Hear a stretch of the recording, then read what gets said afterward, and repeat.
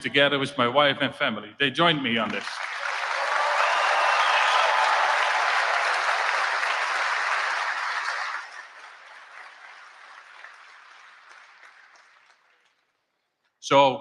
But we're just starting. I'm saying the first 5 years, but I tell a lot of people we're just starting.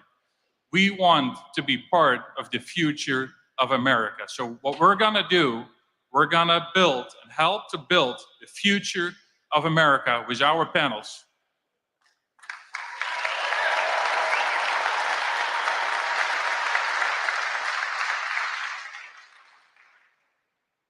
But with all of this, we need the help and the blessing of the Lord on our work, on our job, on the safety on the roads for our deliveries, and also for the election. I want to thank you all for coming. God bless you all. God bless America. Thank you.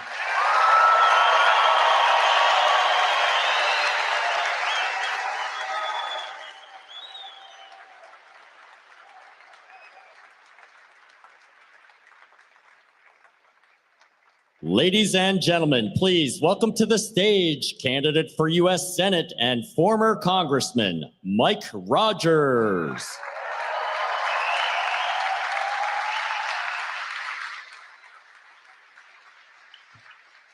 The president asked for a quick poll. How many of you are better off than you were 4 years ago?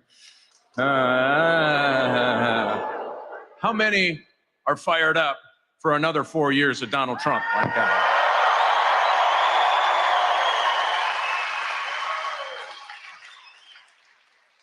You know, America works when Americans are working. Let's give a round of applause to the people who are making the engine of America getting up and going. Thank you for letting us in to your place. I hope some of you are getting time and a half. That's all I'm saying. I have to tell you why these jobs are important, certainly to me. I worked in a car factory, that convertible Sebring. Remember those? Those are gems. Those jobs are important because they feed families. They nourish communities. And in the last 4 years, if you think about what the Democrats have done to us, I mean, my family has a saying, you can't drink yourself sober, you can't spend yourself rich, and you can't regulate stupid. You've been at my table, haven't you? As the youngest of 5 boys, believe me, the wisdom that happened at that table, 90% was great, 10% we can't say in mixed company. If you think about the kinds of things that they have done to us just in that last 4 years, let me give you, they're often very proud of saying, we're first. We did this first, the Democrats. We did this first. Somebody looks like this. That's a first. Let me tell you the firsts that should worry all of us. For the first time in history, we had to import more food than we exported, thanks to policies by the Biden-Harris team. It's the first time in America that foreign cars outproduced American cars. First time in history. First time in history that the interest rate on our national debt is bigger than Department of Defense. It is the first time in history that our credit card debt is collectively over $1 trillion. That means people are buying groceries at 23% interest. I talked to a woman the other day. She works part-time. Her husband works in a small shop, much like this. 4 kids. I said, what keeps you up at night? She literally burst into tears. She said, you know, we're working. Our family was always taught hard work, independence. The last 2 days of the month, over the last 6 months, I had to go to a food pantry to feed my family. We cannot allow them another 4 years of giving us higher grocery prices, higher gas prices, higher energy prices. $1,000 a month per Michigan family because of the policies of Biden, Harris, and Alyssa Slotkin. We must win this election. This is the year.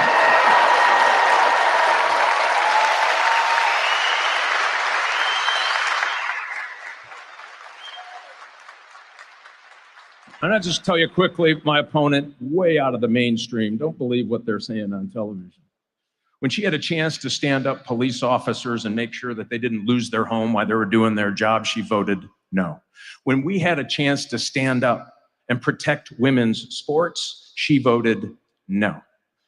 When she had a chance just last week to say no to these outrageous, disrupting, unemployment-causing EV mandates, she said, love those, doubled down.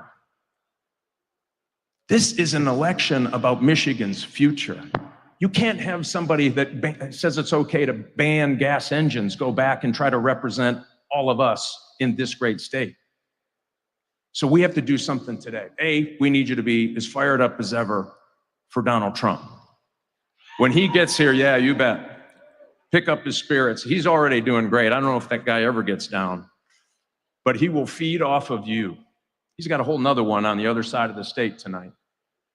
He is doing this because he believes in American manufacturing. He believes in us. He believes in the people who get up and go to work every single day.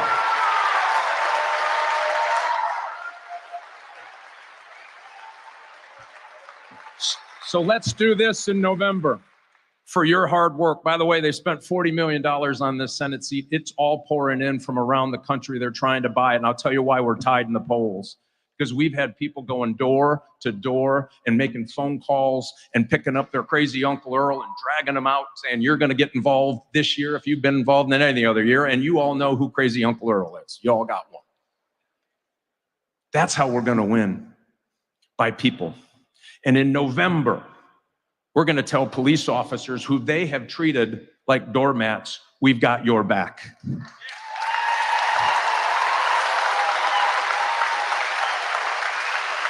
Come November, we're going to tell the men and women who are bravely standing tall for liberty around the world, we've got your back.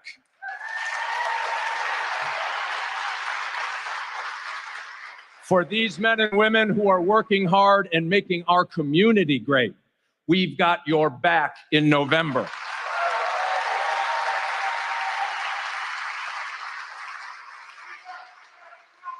Yeah, you bet. Thank you, man. We're going to do this. And I'll tell you this, for those who want to give our money to Chinese companies to come to the state of Michigan, we're not going to have your back. This is the election where we say it's about America. It's about our jobs. It is about us standing up for that woman who can't hardly make it on her own, that come November, we will have your back. Let's elect Donald J. Trump. Let's elect Mike Rogers to the Senate. Let's get this done for America. God bless you.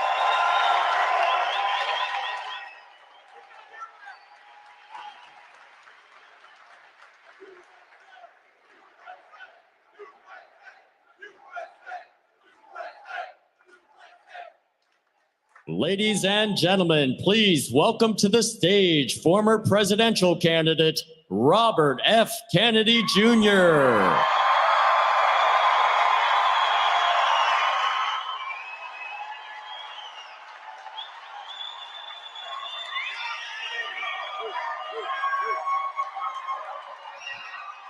Hey, everybody.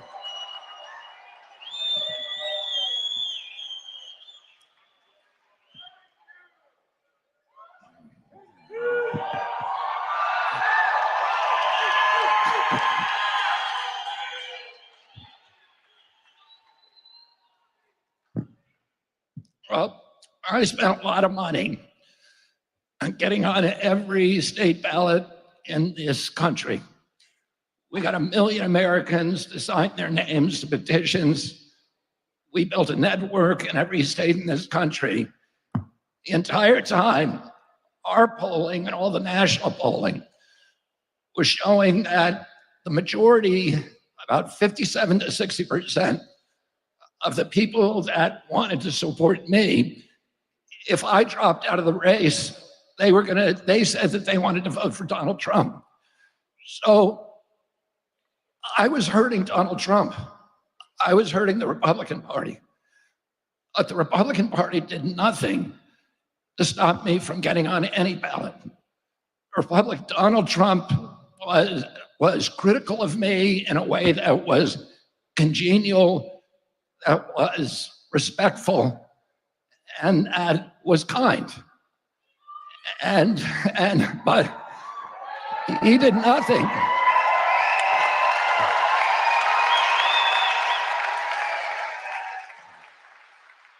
Meanwhile, the Democratic Party spent tens of millions of dollars to defame me, to publish perjuries against me, to publish fake news against me, to marginalize me, to make me look like a crazy person. And they spent tens of millions of more dollars to get me to make sure I could not get on those state ballots. All the pundits from the beginning said, he will never get on the state ballots, but we did it despite those tens of millions of dollars and attorneys to sue us in all the states to make sure we couldn't get on.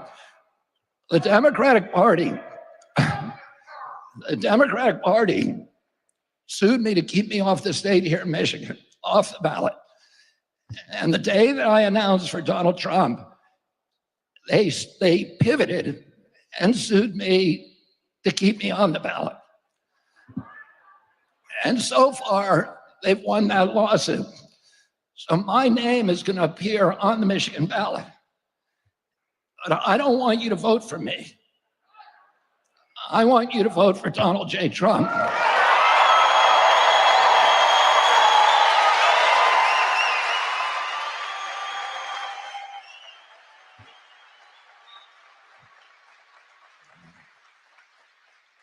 Because that's the only way that I'm going to get to Washington, D.C. and do all the things to help end the war, to end the chronic disease epidemic, to end the censorship, to end the surveillance, and all the other things that I entered this race to do. And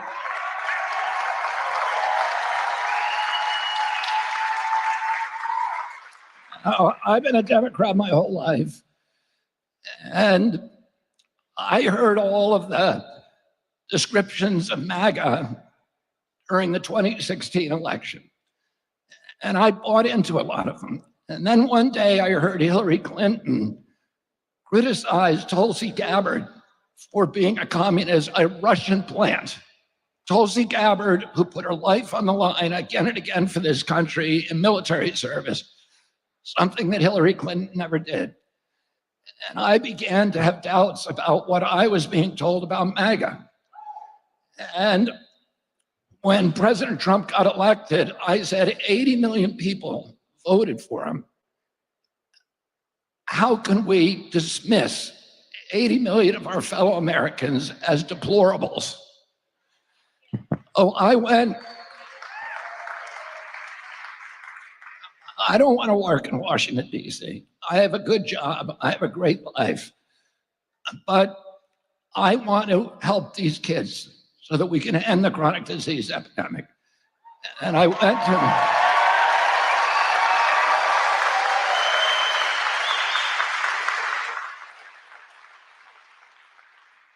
to President Trump, and I said to President Trump, if you want my help, I am here to do it. And we worked together for a while. But I started to understand that MAGA, for most Democrats, MAGA, Make America Great Again, means going back to the 1950s. And they say it's racist because we didn't have civil rights in our country at that time for Black Americans. They say it's dictatorial and it's against freedom of speech because that was the era of Joe McCarthy. And they say it's isolationist and retrograde. But the more that I get to know you and the more that I get to know Donald Trump, I understand what MAGA really means. And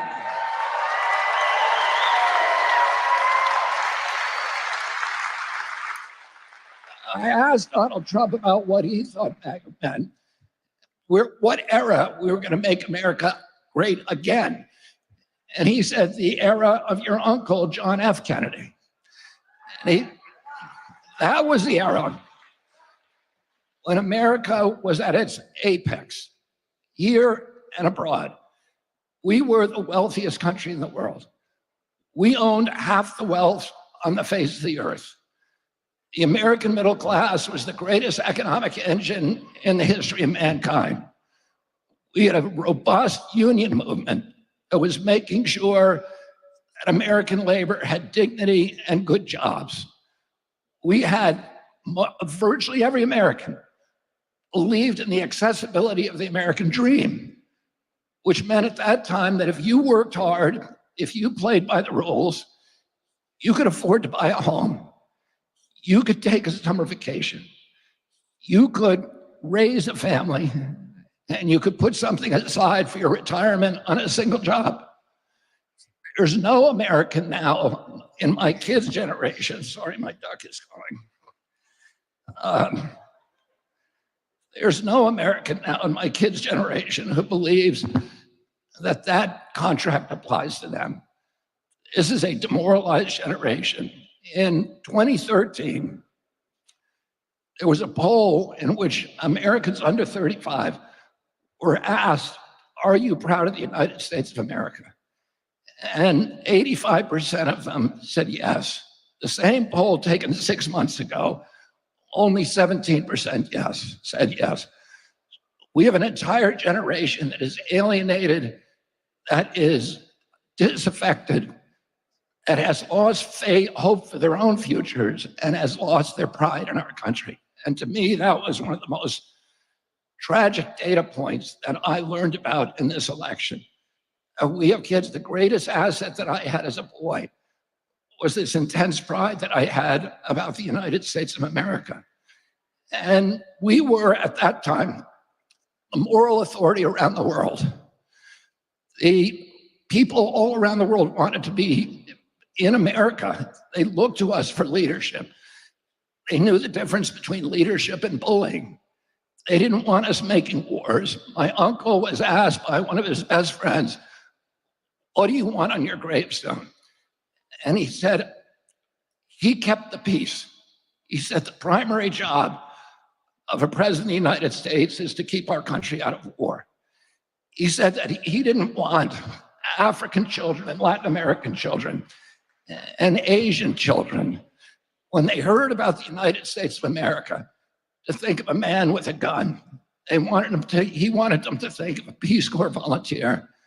He wanted them to think of the Kennedy Milk Program, which gave nutrition to tens of millions of hungry children around the world. He wanted them to think of USAID and the Alliance for Progress that put America on the side of the poor, not just in this country, but all around the world. And those are the same ambitions that Donald Trump has. Today, my uncle kept any American soldier during his term in office from ever going to die in combat. Today, as a result of that commitment, there are more statues to John Kennedy, more boulevards named after him, more avenues, more universities, more hospitals in Africa, Asia, Latin America, and any other US president, and probably more than all other presidents combined. And that is a good foreign policy, to have the world love us. Don't you want a foreign policy where the rest of the world loves and admires the United States of America?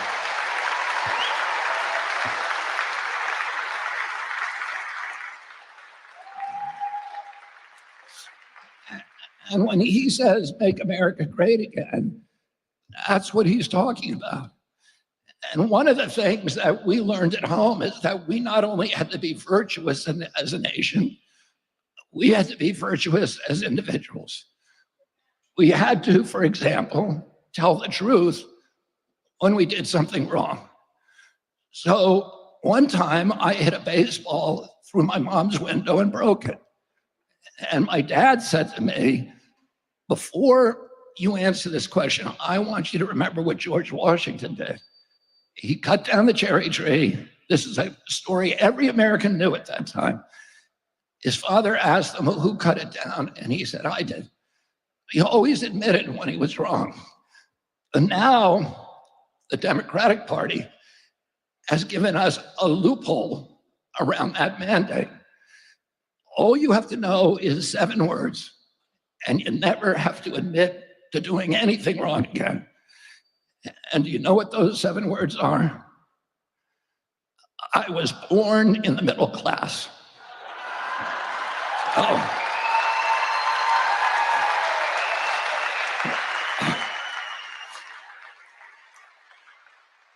So repeat after me. I was born in the middle class.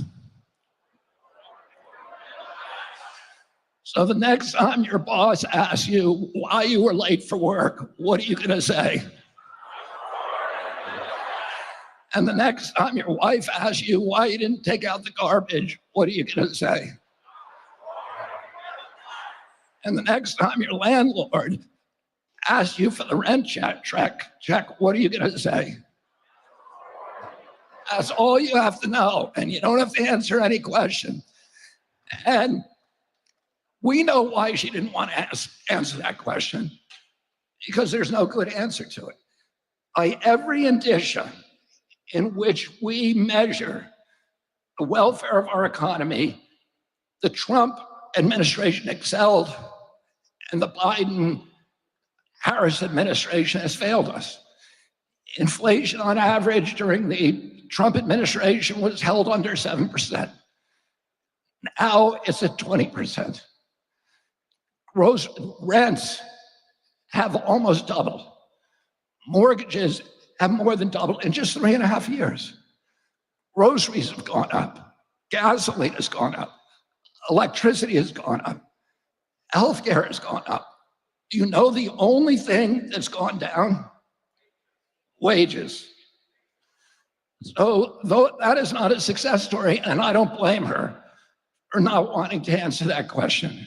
It was a question that was almost impossible for her to answer, impossible for her to answer truthfully and still walk out of that debate. So the Democratic Party that I grew up with, the Democratic Party of John F. Kennedy, of Robert Kennedy, does not exist today. This was the party of peace. Today, it's the party of war. And we saw President Zelensky come over here. I was so proud of President Trump today, who did a press conference with Zelensky. And the Democrats had done their own press conference. And you know what he got them to do? He got them to sign artillery shells. These are artillery shells that are going to be dropped on women and children. And he got them to sign something else, an $8 billion additional check. Don't you think we could use that money over here in this country?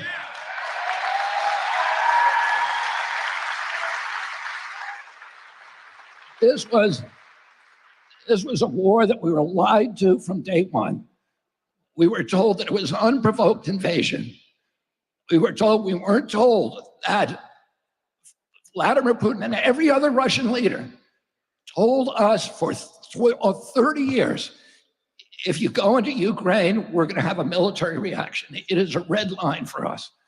Ukraine has a 2,200-mile border with Russia. They've been invaded 3 times through Ukraine. The last time, Hitler killed 1 out of every 7 Russians. If we put Aegis missile systems in Ukraine, like we've done in Romania and Poland, which they also told us don't go in there, those missiles, Tomahawk missiles, which can be nuclear tipped, will be 3 miles from Moscow. We could decapitate the entire Russian leadership in 3 minutes. My uncle, when the Russians tried to put missiles in Cuba, was going to go to war. And if Putin tried to put missiles in Canada or Cuba or Mexico, we would go to war. So we had to expect that they would do exactly what they told us we were going to do. And if you go into Ukraine with NATO, we're going to go to war. And 2 days before the invasion, Kamala Harris went to Germany and said definitively, for the first time by any US leader, we are moving NATO into Ukraine. And that is something that we all need to understand, that provocation. And I was so proud of President Trump, because everybody says that he alienates people all over the world. He doesn't know how to be a diplomat. but he was the epitome of diplomacy, and I urge you to go look at the YouTube.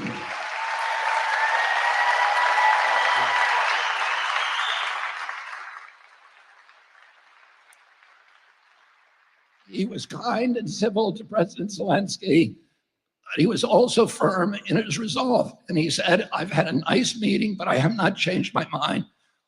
We need a peace, and we need to do it very quickly. And we need to protect US interests, not an interest of a country in which we have no strategic interest and no treaty. And he was polite, he was kind, but he was firm in protecting our country. And that's what Donald Trump will always do.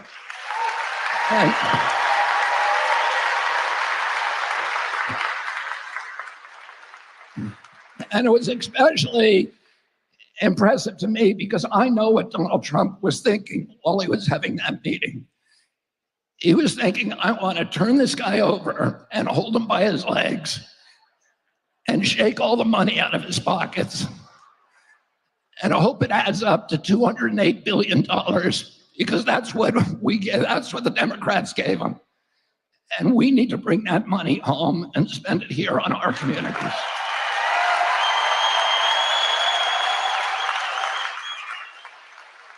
Don't you think you deserve a president who is going to make peace with the world? Who is going to project economic power abroad? They say he's an isolationist. He isn't. He wants to make deals. He's a deal maker. He wants to make deals with China, but not the old kind of deals that benefited only China. He wants to make deals that are going to benefit everybody. He wants to make deals with Russia, the kind that will bring the world into a peaceful economic growth and a boom for all nations. This is what he says again and again. He's not a tyrant. He's not a monster. He just wants the best for the United States of America. And it don't use it.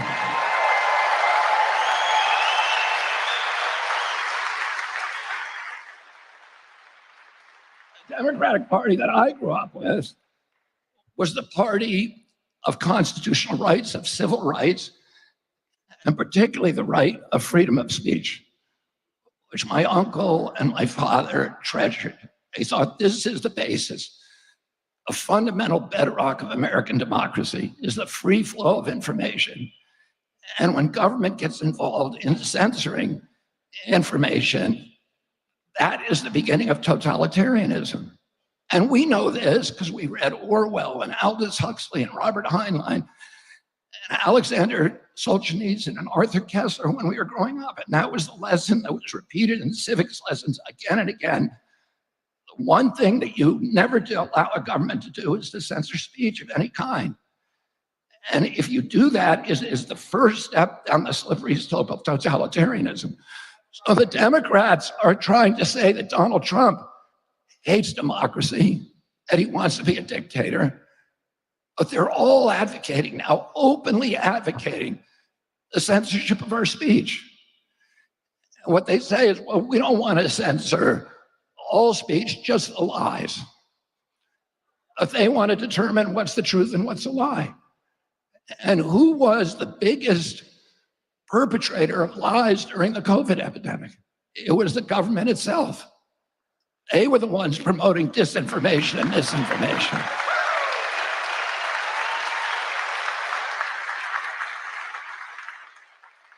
And I saw this week Hillary Clinton, Tim Walz, and Kamala Harris all using the same talking point.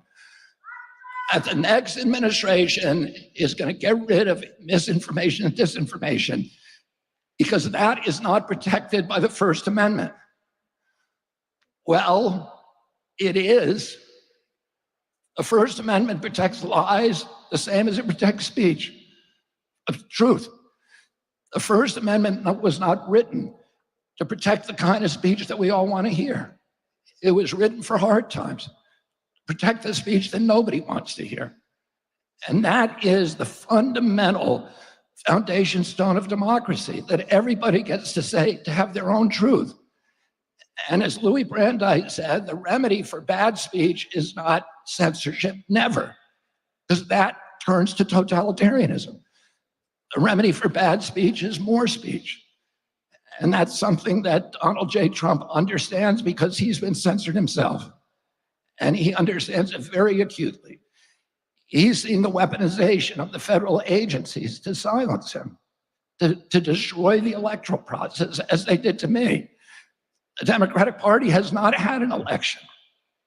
They're saying that he's destroying democracy, but they felt the need to destroy democracy in order to save it.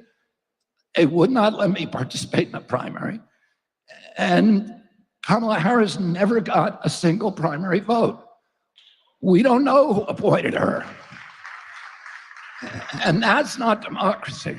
President, don't you want a president who believes in democracy? Don't you want a president who wants to see the censorship ended in this country?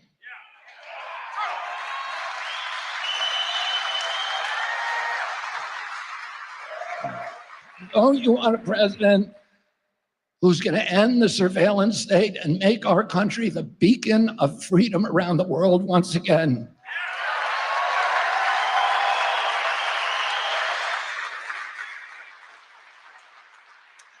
And the party that I grew up in was the party that was very skeptical of the corporate control of American democracy.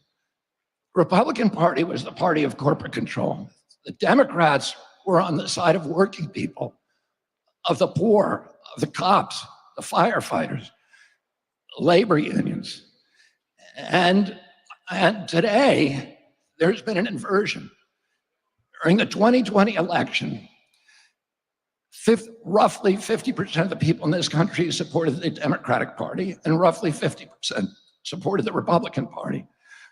But the 50% who supported the Democratic Party own 70% of the wealth in this country.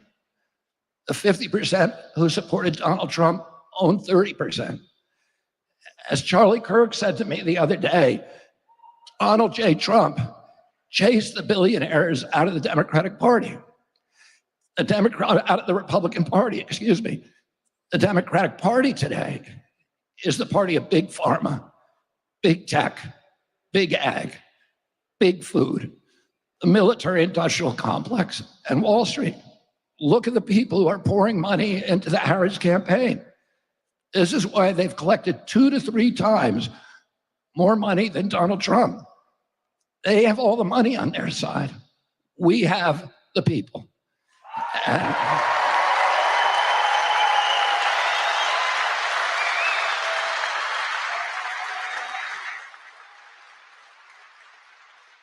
And don't you want a president of the United States who, instead of outsourcing US jobs and manufacturing capacity abroad to China and to Latin America and to other countries, is going to get other countries to outsource their manufacturing and jobs to Michigan, like Falk that we're standing in now.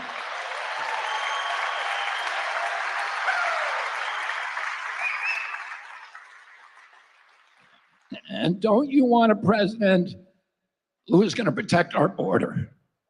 And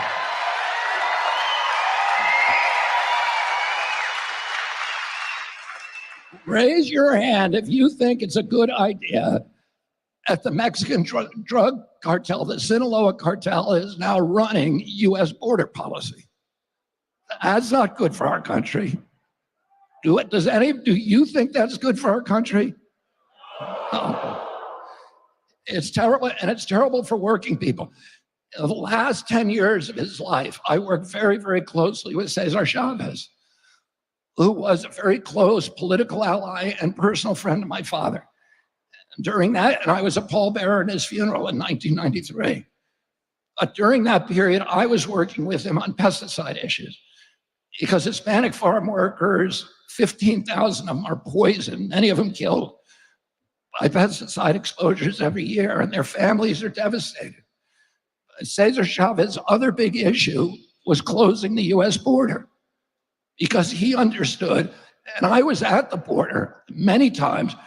The first time I went down between 2 o'clock and 3 o'clock, And I saw there's 27 gaps in the wall that were left by the Biden administration when they shut down construction the day they came into office.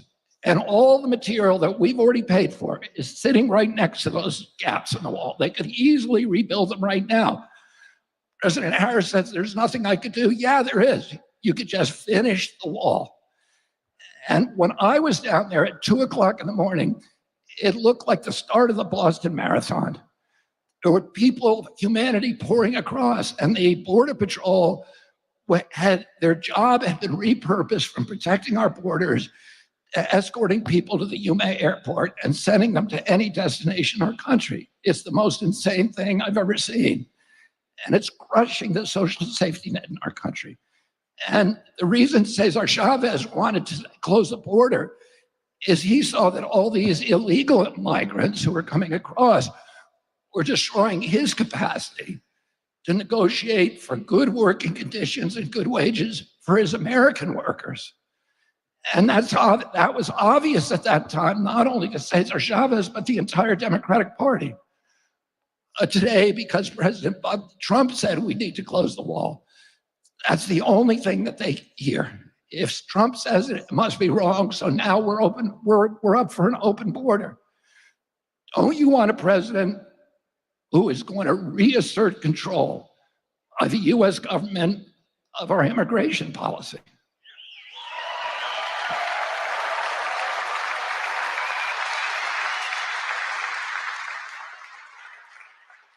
And, you know, my uncle Ted Kennedy, who was 50 years in the United States Senate, he wrote a law called Title IX.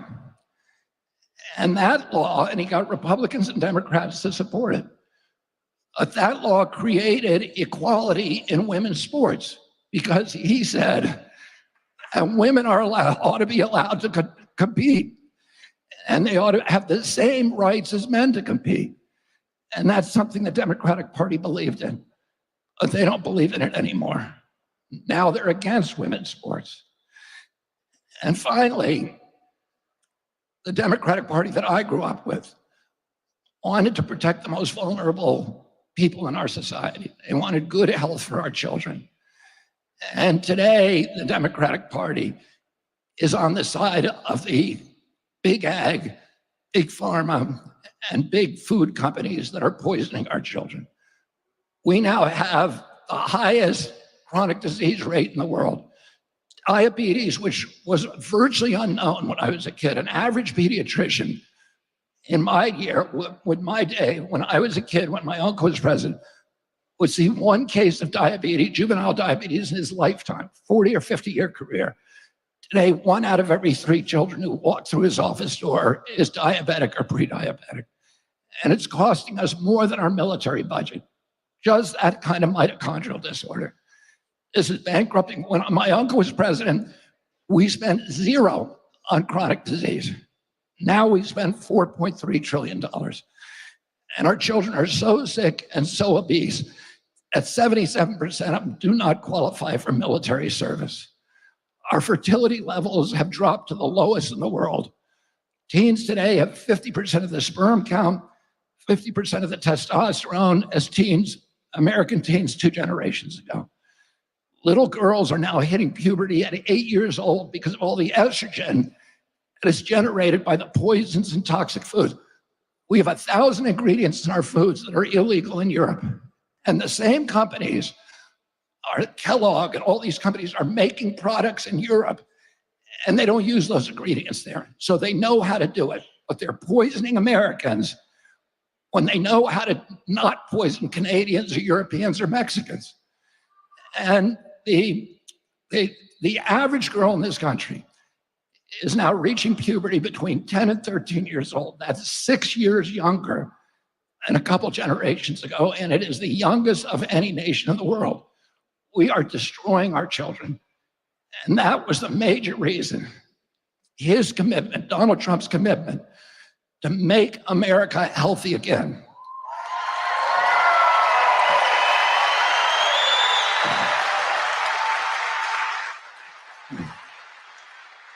Is the primary reason that I joined this campaign. And don't you think that we want a president in this country that is going to make our country healthy again? Thank you all very much, and God bless you, and get to the poll on November 5th here in Michigan. And don't vote for me, vote for Donald J. Trump. Thank you.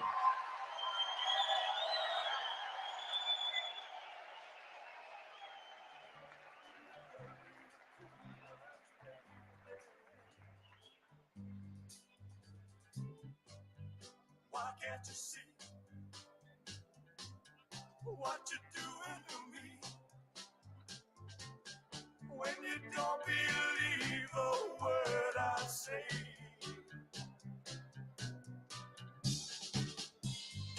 We can't go on together with suspicious minds.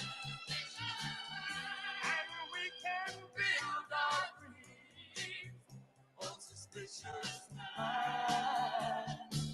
So if an old friend I know, I might have said hello. Would I still see suspicion in your eyes? Here we go again, asking where I've been.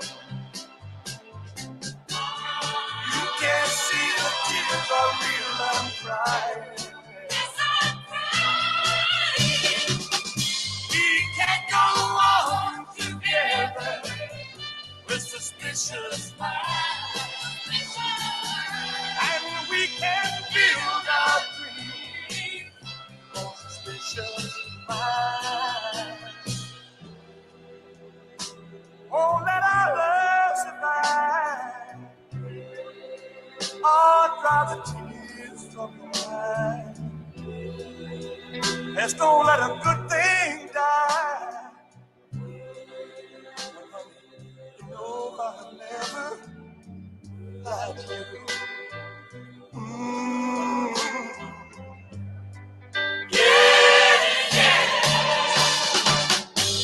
We're caught in a trap. I can't walk out because I love you too much, baby. Why can't you see what you're doing to me? When you don't believe a word I say. Don't you know I'm caught in a trap? I can't walk out because I love you too much, baby. Don't you know I'm caught in a trap? I can't walk out because I love you too much, baby. Don't you know I'm caught in a trap? I can't walk out because I love you too much, baby.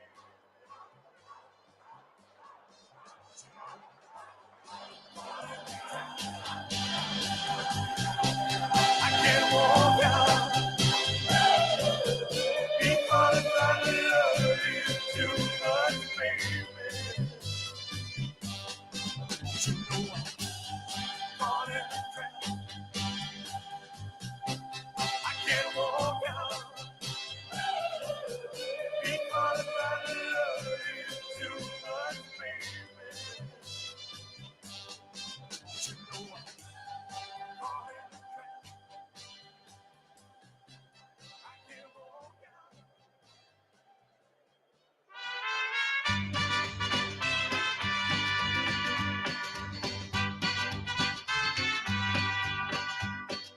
Love is a burning thing, and it makes a fiery ring. Bound by wild desire,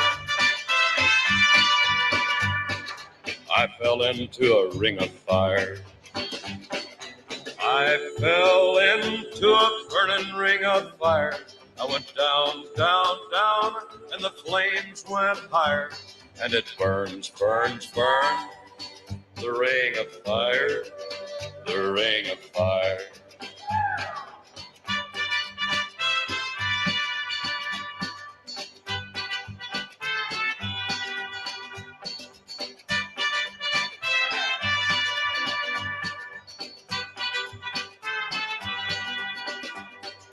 I fell into a burning ring of fire.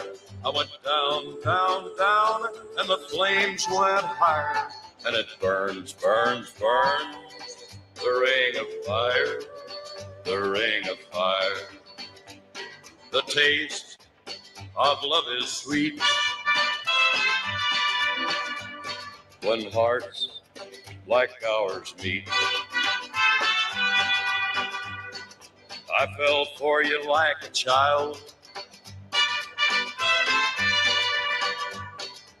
Oh, but the fire went wild. I fell into a burning ring of fire. I went down, down, down, and the flames went higher. And it burns, burns, burns. The ring of fire, the ring of fire. I fell into a burning ring of fire. I went down, down, down, and the flames went higher. And it burns, burns, burns.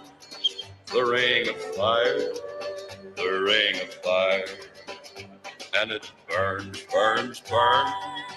The ring of fire, the ring of fire, the ring of fire.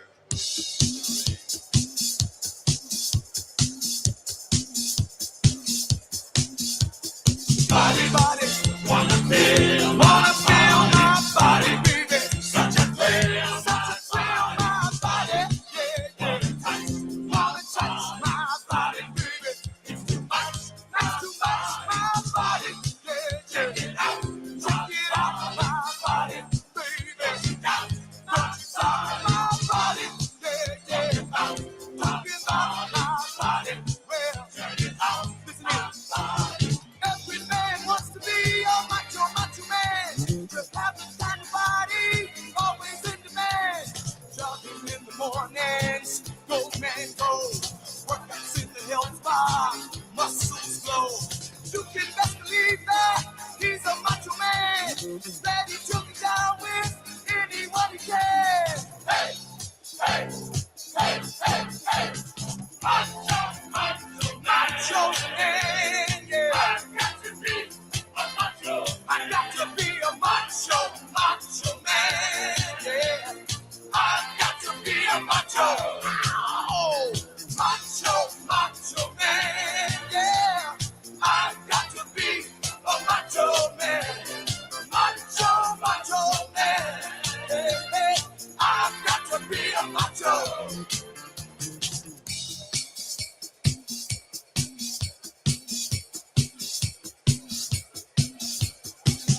Body, it's so hot, my body, baby. Love to pop my body, yeah, yeah. Love to please my body, baby. Don't you tease my body, yeah. You adore my body, baby. Come explore my body, yeah, yeah. Be back on my body, baby. So good, hey. You can tell him macho, he has a funky walk. His western shirts and leather always look so boss. Funky with his body, he's a king. Call him Mr. Ego, dig his chains. You can best believe that he's a macho man. He likes to be the leader, he never just strands. Hey, hey, hey, hey, hey. Macho, macho, macho man, yeah. I got to be a macho, macho man, yeah. I've got to be a macho. All right, macho, macho man, yeah, yeah.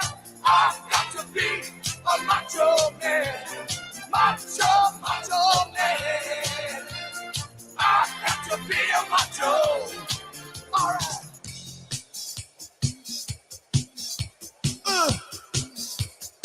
Macho, baby. Body, body, body. Body wanna feel my body. Wanna feel my body, baby. Body, all right. Body, come and feel my body. Come and feel my body. Hey, body, all right. Body, love to pop my body. Love to pop my body. Hey, body, body is so hot. So hot.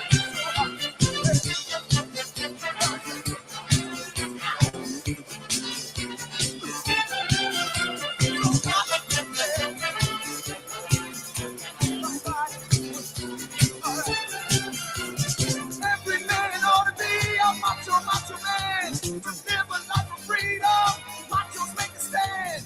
Have your own lifestyle and ideals. Possess the strength and confidence. That's a steal. You can best believe that he's a macho man. He's a special person in anybody's land. Hey, hey, hey, hey, hey. Macho, macho, macho man. Yeah. I got to be a macho, macho, macho. Yeah. I got to be a macho. Take the hell my chest, macho, macho man. I say zero, big, big mustache. All right, macho. I got to be a macho, macho, macho, macho man. I got to be a macho. Big broad shoulders, yeah. Macho man. Here's my muscle.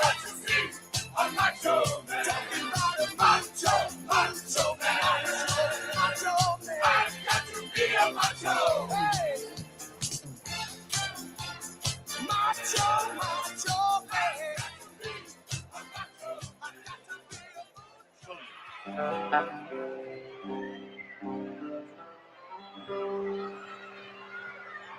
Oh, I wish I was in the land of cotton.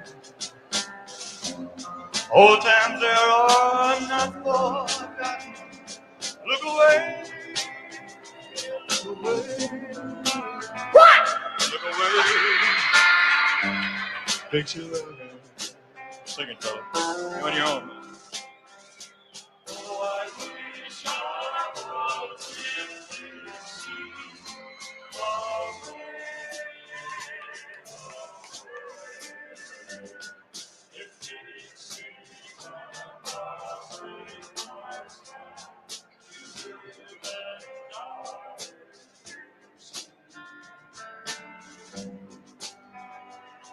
For Dixieland, I was born. Early Lord, one frosty morn. Look away, look away, look away, Dixieland. Glory, glory, hallelujah.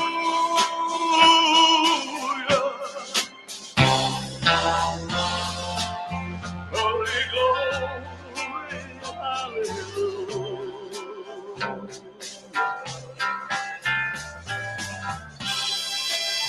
Glory, glory, hallelujah. His truth is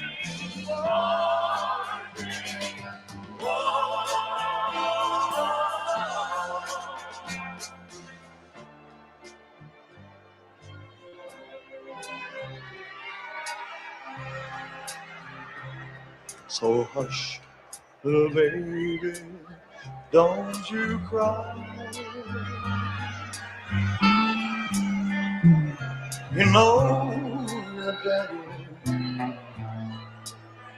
bound to die, but all my troubles, Lord, soon be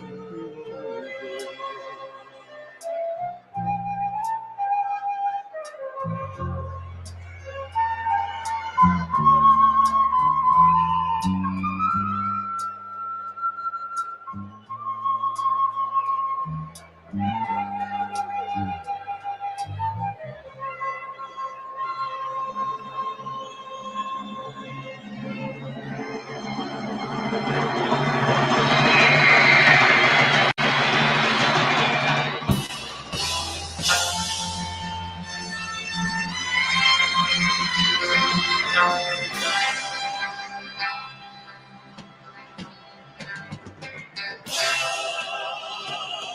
low, hallelujah.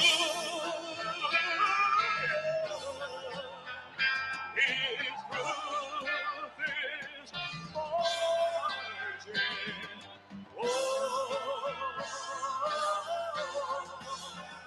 His truth is marching.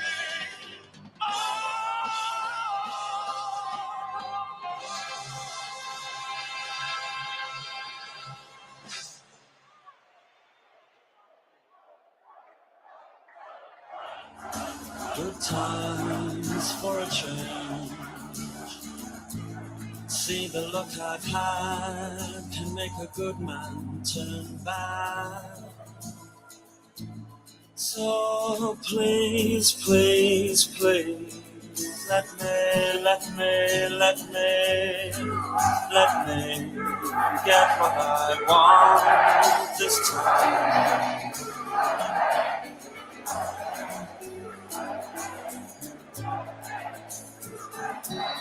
Haven't had a dream in a long time. See, the life I've had can make a good man bad. So for once in my life, let me get what I want. Lord knows it would be the first time. Lord knows it would be the first time.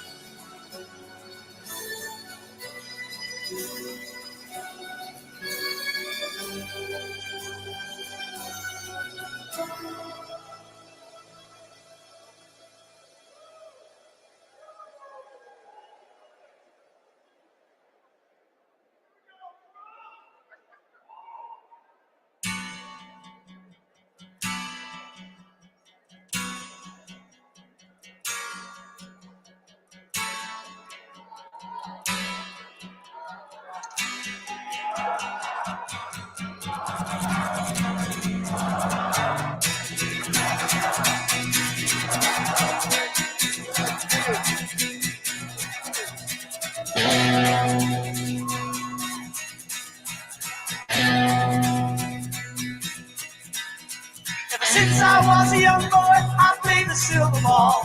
From Soho down to Brighton, I must have played them all. But I ain't seen nothing like him in any amusement hall. That deaf, dumb, flying kid sure plays a mean pinball.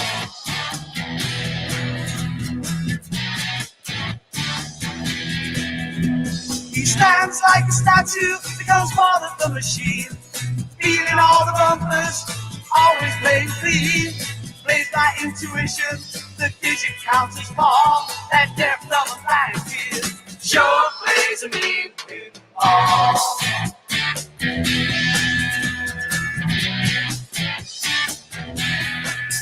He's a pinball wizard, has to be a trick. Pinball wizard's not a Ladies and gentlemen, please welcome the next president of the United States, President Donald J. Trump. And I'm proud to be an American, where at least I know I'm free. And I won't forget the men who died, who gave that right to me. And I gladly stand up next to you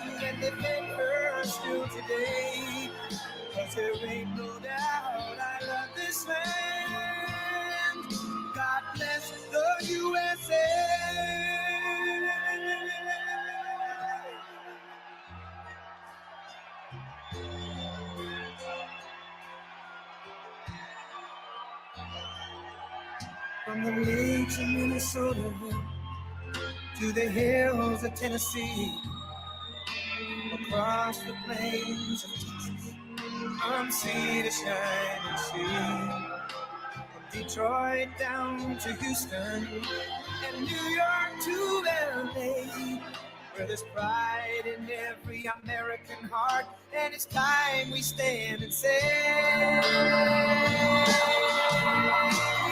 I'm proud to be an American, where at least I know I'm free, and I won't forget the men who died, who gave that right to me, and I gladly stand up next to you and defend her still today. 'Cause there ain't no doubt I love this land. God bless the USA.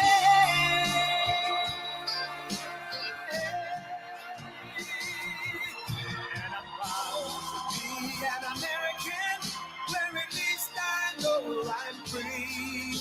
And I won't forget the men who died, who gave that right to me. And I gladly stand up next to you and defend her still today. 'Cause there ain't no doubt I love this land. God bless the USA.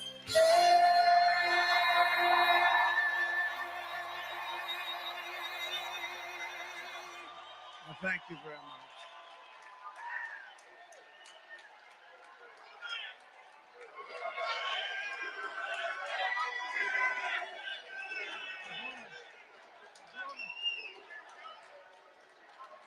Thank you very much, everybody. Thank you. And a very special hello to Michigan. We're going to bring back your car industry. And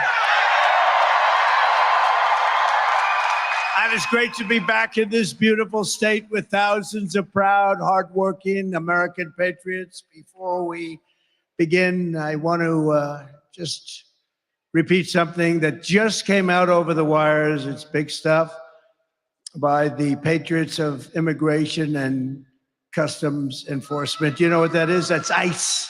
These are tough guys. They're almost as tough as you. You guys, look at this guy.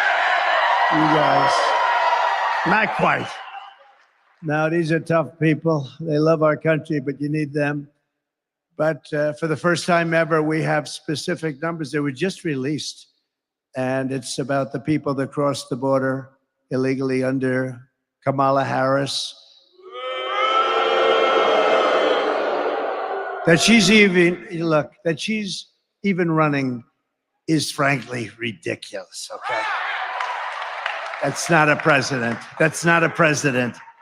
She went to the border today because she wanted to see if she could. She's getting killed on the border. And she went to the border. This was a bad day because somebody just released the numbers that came out through ICE. According to this brand new data, never seen before, over 13,099 convicted murderers have crossed the border and are free to roam and kill in our country. These are convicted murderers. These are people that were in jail. Now, I've been talking about this for 3 years. When I heard they were opening up the border, 3.5 years, I said, if they open the border, because I know the people on the other side, and they're smart, savvy people, you know, they're at the top of their game. Our leaders are not at the top of their game at all. They never were, actually. But our leaders are not. These are smart people. And these are countries from all over the world. 13,000, more than 13,000 convicted murderers have been let out of jail, and they're roaming our streets, their country all over. And every state is a border state. You know what that means, right? Every state, because they fly them in. Can you imagine? They fly them in. These people are, I'm starting to think they're stupid. They're just stupid. So that's one as well. And other numbers came out along with it.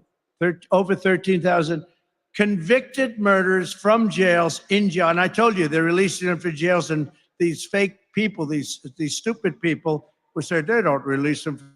They do, Mike. They do. You know that. You better elect him your senator, I'll tell you.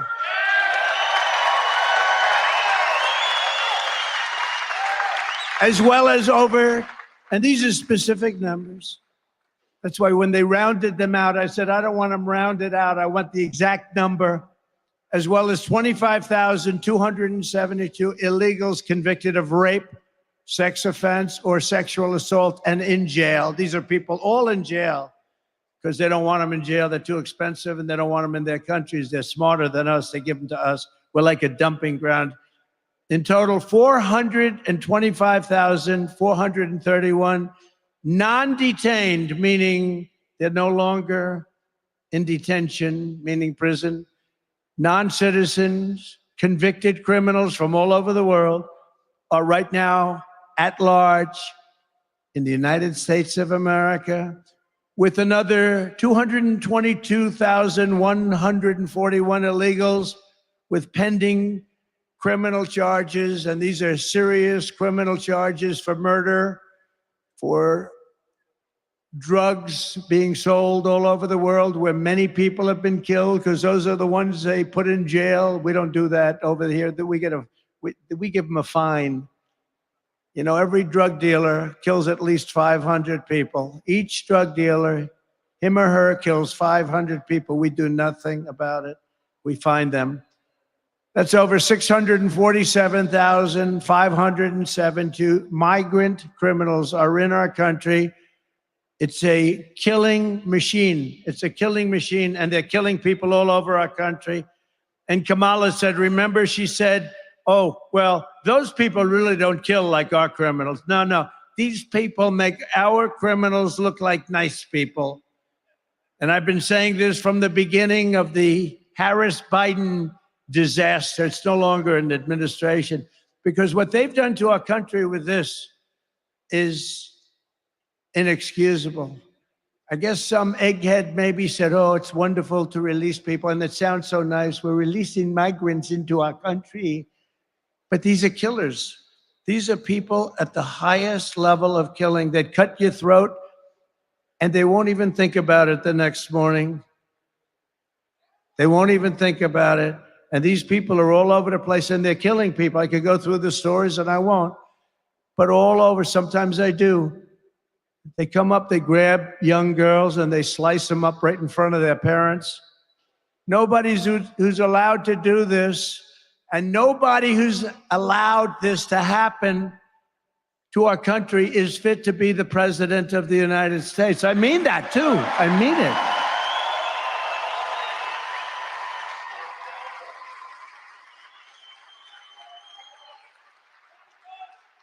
Anybody that's stupid. I've been saying this now for almost 4 years, because we built hundreds of miles of border wall. We had the best record at the border of any president of anybody, at least in recorded history. Tom Homan would get up. Brandon Judd gets up. They all get up and they say there's never been a president like Trump. But Tom Homan said it today. He said in his lifetime, we had the best border that we've ever had under Trump, and now we have the worst border that any country has ever had. But it's bad timing for Kamala. Nobody knows her as Harris. You ever use the name Harris? Say Harris. Nobody knows who the hell I'm talking about when I say Harris. It's true. You say Harris, they don't know who the hell I'm talking about. So I won't bother with the Harris. It's a nice name. I know a couple of people named Harris. They said, but with her, you say Harris. They say, who is that? So we say Kamala. But it's bad time. She's incompetent. Have you seen her? She goes into an interview with Oprah, and she can't answer any questions. She can't answer any questions. This is bad timing for Kamala to show up today at the border. She didn't go there for 4 years. Now today she shows up, and these numbers got released. Somebody doesn't like her, I think.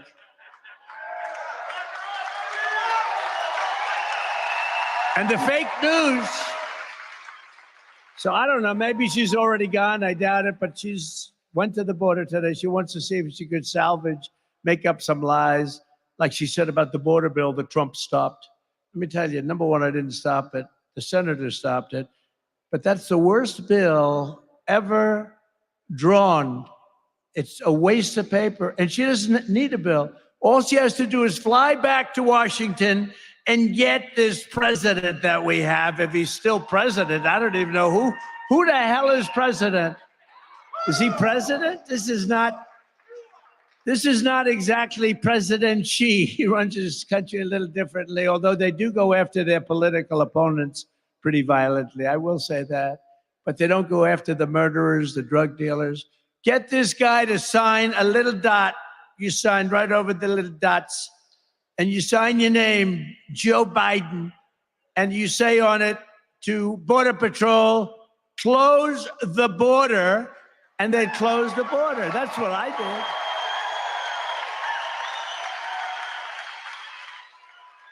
Our border is open. Our border is open. Nobody can believe it. And I've been saying that the people coming in, I know these leaders so street smart, and I would have been worse than them because actually Venezuela still has some people in their jails. I would have had everybody out into the United States. They probably ran out of buses and planes.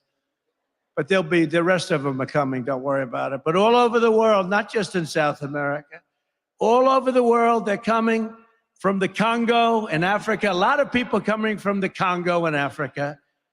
And these are serious criminals coming out of jails, mostly from jails. A lot of gang members, they take their gangs off the street. Like in Caracas, Venezuela, the criminals have all been brought to the United States. Their crime rate is down in Caracas. In fact, I suggest if I lose, I'll tell you what, it's possible because they cheat. That's the only way we're going to lose, because they cheat. They cheat like hell.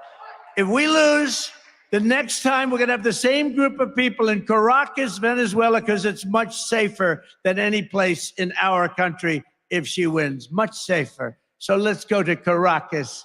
It was a very unsafe place. Now because in Venezuela, their crime is down 72% because they've taken their criminals, their gang members, their drug dealers, and they've brought them into the United States of America. And they're also releasing almost all of their prisoners. Soon the almost will be gone.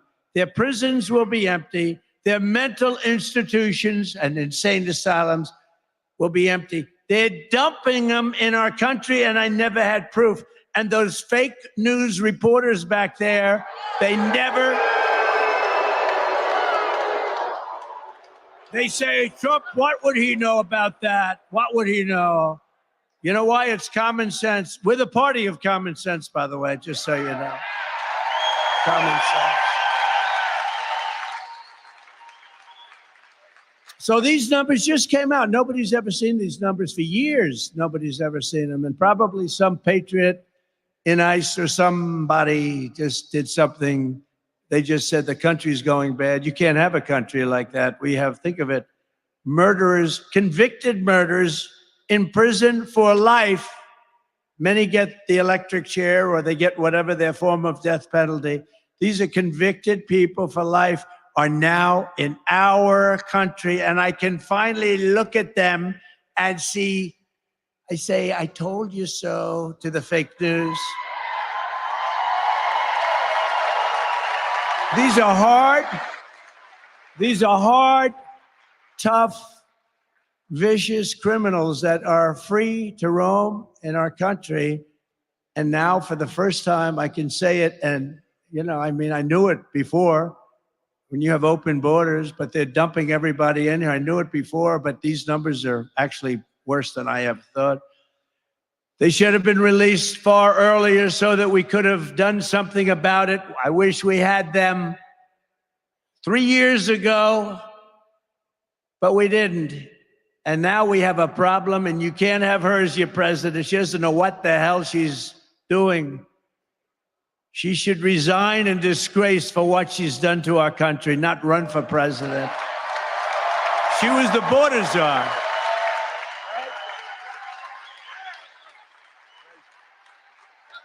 She was the border czar. She was in charge. I don't even care about him. What the hell? No, he put her in charge, though. She was the border czar. Now she claims she wasn't the border czar, but she was in charge of the border. Call her what you want. 4 years ago, Kamala Harris inherited the most secure border in U.S. history.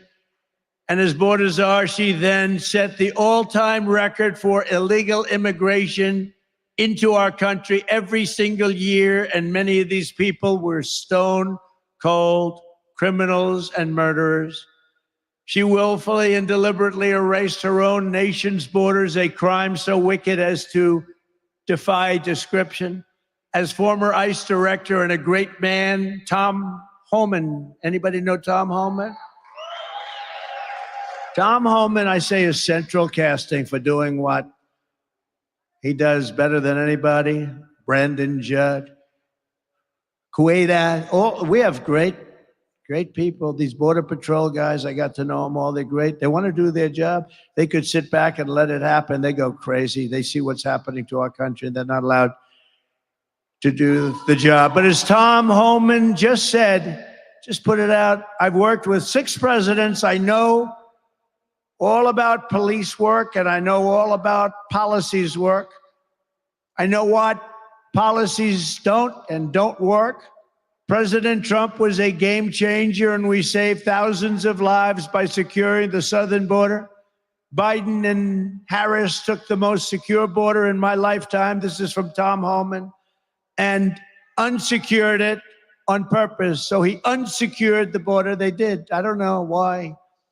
They want the votes, they're dumb, or they want to destroy the country. That could be the only 3 things. They're dumb, they want to just have people destroy our country, or they want the votes. You know, they're trying to sign these people up to vote. That's the all-time insult.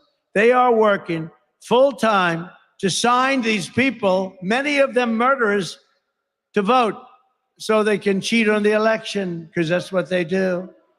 And they vote against bills. Any bill that wants to secure the vote, the Democrats in Congress fight like hell so they can't get passed. Who would want a bill that says bad things happen with the vote? You want to secure your vote, whether you're a Democrat. Interesting, a lot of Democrats, not the politicians, want to have that. And they don't want to have sanctuary cities, by the way. They don't want it. Only the politicians want it for certain reasons. President Trump, Tom Homan said, was the greatest president in my lifetime. Thank you, Tom. This country was never better off than when he was president. He was unprecedented in his success on the border, and it saved many lives. He was an out-of-the-box thinker, and he got the job done like nobody else could do the job. So that's from Tom Homan. Thank you. I might as well read it. I might as well tell you, because they'll never tell you that. They'll never tell you that, right? They'll never tell you that, Mike. By contrast, Kamala Harris betrayed her oath. She let our cities fail to violent gangs. She let our American sons and daughters be raped and murdered at the hands of vicious monsters. She let American communities be conquered. They're conquering your communities. You go out to Aurora in Colorado, where they're taking over with AK-47s real estate. They're in the real estate development business, just like me, except I never got to use guns to do it. They're taking over real estate. And Kamala turned cherished small towns into blighted refugee camps. And you take a look at what's happening in Springfield, Ohio, and the mayor is a nice man. In fact, I think he's an independent or a Republican. And he doesn't know what to do, and he doesn't know what to say. He wants to be nice. 32,000 people. You have 50,000 residents. Beautiful place, beautiful, nice town, no crime, no nothing. They now have 32,000 people dumped into the town, and he's trying to say, we're working very hard to make it comfortable for them. No, those people have to be taken out and brought back to the country from where they came. I'm sorry.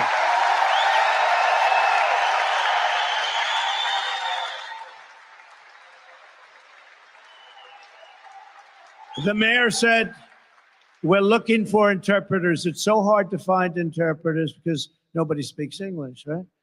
So we're looking for interpreters. No, you're looking for people that will remove them and bring them back safely to their country. It's not fair. It's not sustainable by any country. What's happening to us in the United States, millions and millions of people, 21 million plus, have been dumped into the United States, and many of them are murderers. Many of them are horrible criminals. What Kamala Harris has done is unforgivable. It's a crime what she did. It's got to be criminal. There's no greater act of disloyalty than to extinguish the sovereignty of your own nation, and that's what she's done. She's ruined our nation. She's ruined our nation.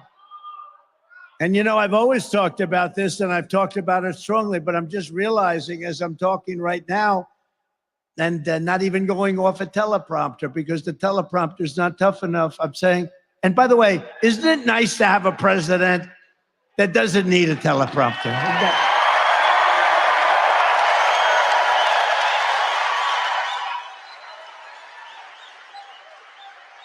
But I've never had, thank you. Boy, what a group of people we have. It's a joke. We're laughed at all over the world for our leadership. But I just got this information, so I've never really spoken about this because this is the first time where we have these numbers with 13,000 convicted, jailed murderers, tougher than any of our criminals. We have only one good thing about this, is they make our criminals look like very nice people. These are hardened, horrible criminals, and we have to get them the hell out of our country because they're ruining the fabric of our country. Kamala is directly responsible for the tens of thousands of crimes committed by illegal migrants that she set free into our country. They didn't ask for a name. They didn't ask for a registration number. And many of them don't even have names or registration numbers. They just pour into our country. She has no idea where they're from parts unknown. She's responsible for every bloody crime scene, every funeral, every orphan child. And the great Mark Levin called me a little while ago and said, ask them, because he couldn't believe the numbers either. He said, ask them to ask Kamala, has she ever attended one funeral of the thousands and thousands of people that they've already killed? So I ask you that question. I give that to the fake news so that they can ask that question, because she's right now at the border giving a press conference. She doesn't give a press conference. She doesn't take questions. She'll make a little statement and then run away. She delivered these horrors. She unleashed these atrocities. And blood is on her hands at a level that probably nobody's ever seen in this country before. But on November 5th, Kamala Harris will be held accountable for these crimes. She will be sent back to California.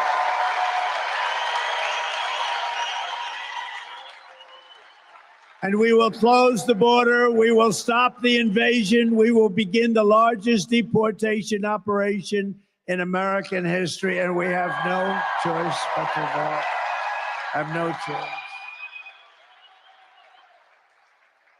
We have no choice. Our country is in trouble. Like, it's a mess. It's a mess, including the inflation that was caused by them by energy and by their spending, but the inflation caused by them by energy. Remember when energy went way down, the production after by the way, I got more votes than any sitting president in history. I was told if I got the same number of votes as the first time, 63 million, you can't lose, sir. We got many millions of votes more than that. Nobody's ever gotten more votes, sitting president. And they beat us by a whisker. It's the only thing they're good at. They're good at cheating in elections. They're good at nothing else, believe me. They're certainly not good at policy. By the way, she changed every policy. She had 15 policies that she changed. She was against fracking. She was against everything. And she changed everything because you couldn't get elected, right? And she was the last one. She was the last one online. You know, whether you like Biden or not, he got 14 million votes and he won the primaries. And then they came to him, Nancy Pelosi, crazy Nancy. She came to him. She's nuts. By the way, did you see yesterday, 2 days ago?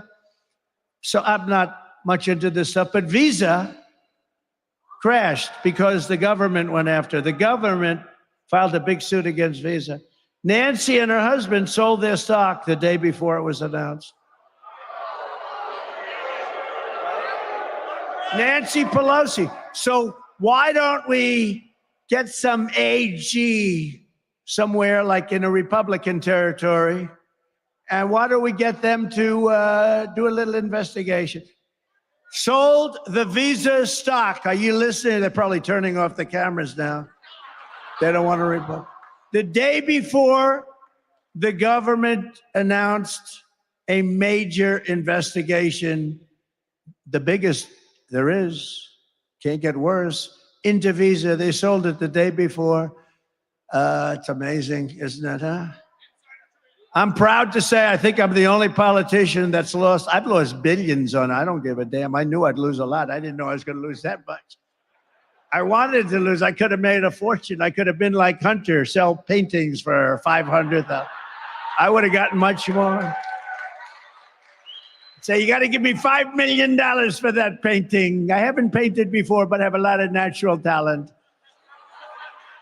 I'm proud to say that, I mean, I'm not the only one, but I guess I figured I'd lose a lot, but I didn't know I was going to lose that much, but it doesn't matter to me because this is much bigger. This is a much bigger calling. I don't give a damn.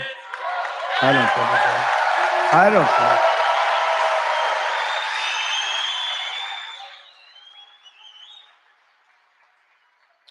Before going further, I want to send our love and support to all of the people in Florida, Georgia, South Carolina, North Carolina, Alabama, and all of the other states who have been really hit hard by that very large hurricane. That was that big one, a very large hurricane this week. We're with you all the way, and if we were there, we'd be helping you, and you'll be okay. 39 days from now, we're going to win Michigan. We're going to defeat Comrade Kamala Harris, who's a Marxist communist. And quite simply, we are going to make America great again. And make America great.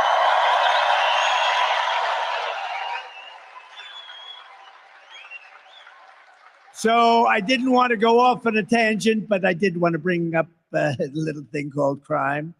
But we're really here today to talk about bringing jobs and manufacturing back to the great state of Michigan and really to our country, our whole country. And I want to thank, just met him, a great gentleman. He came here, he said, because of me in 2017 from the Netherlands, great guy, great successful businessman. Bodewijn Hauser, thank you very much. He's a big guy too, and his beautiful wife. Stand up, please. Please stand up. Good looking couple. Good looking. Good man, right? Yes? They're all saying, they better say yes. They won't be here tomorrow if they don't. No, he's great. He's done a great job. He actually said he came here because of me. He came to the country because of me, opened this, and it was very successful. And I imagine still is, but he said it's a big difference now between the first days during the Trump administration for 4 years, 3 years that you were open during the Trump administration. Now he says the interest rates are way up and inflation has been very devastating, which it is for everybody. But we'll make it even more successful than the first 3 or 4 years you had, okay? Or more successful. And for generations, this state was the beating heart of American industry. And you gave the world General Motors, Ford, Chrysler, Dow Chemical, General Dynamics, and other giants of American industry and might. And then you see what's happened to so many of them, because of stupid politicians largely, and stupid people that ran the companies into the ground. They didn't know what the hell they were doing. It doesn't take much. It only takes one bad executive at the top. But then foolish and corrupt politicians forced Michigan workers to watch as the jobs in the factories were leached from Grand Rapids and Detroit and Lansing and Flint and sent to foreign lands way far away, not only China in particular, but all over. But with your vote, we're going to reclaim America's manufacturing power. And basically, we're going to do what they do. We have to get the senators to agree. I think we have no problem with that, right? We're going to get the senators to allow us to do it. We're actually allowed to do it as president. We want to make it permanent. We're going to bring jobs, wealth, and pride back to Grand Rapids, back to Detroit, back to Milwaukee, and all throughout the Midwest. We're going to bring it back. And to our incredible auto workers here in Michigan, I'm pinpointing you for greatness. I'm pinpointing you because the industry has been decimated. And right now, as we speak, they're building big plants. They wouldn't do it when I was president. They're building big, giant auto plants in Mexico, owned and financed by China. And they think they're going to come out and they're going to build cars and they're going to sell them into our country and they're going to destroy Michigan and all these other places. Not going to happen because we'll put 100 to 200% tariff on every car coming across the Mexican border. And we'll tell them and we're going to be strong. The only way they'll get rid of that tariff is if you build the plant in the United States, not if you build it in Mexico. Which is what China and others do. If Elon wants to sell a car, by the way, Elon Musk gave his total endorsement. Elon, he gave me the greatest, most beautiful. He said, we're not going to have a country left if Trump doesn't get it.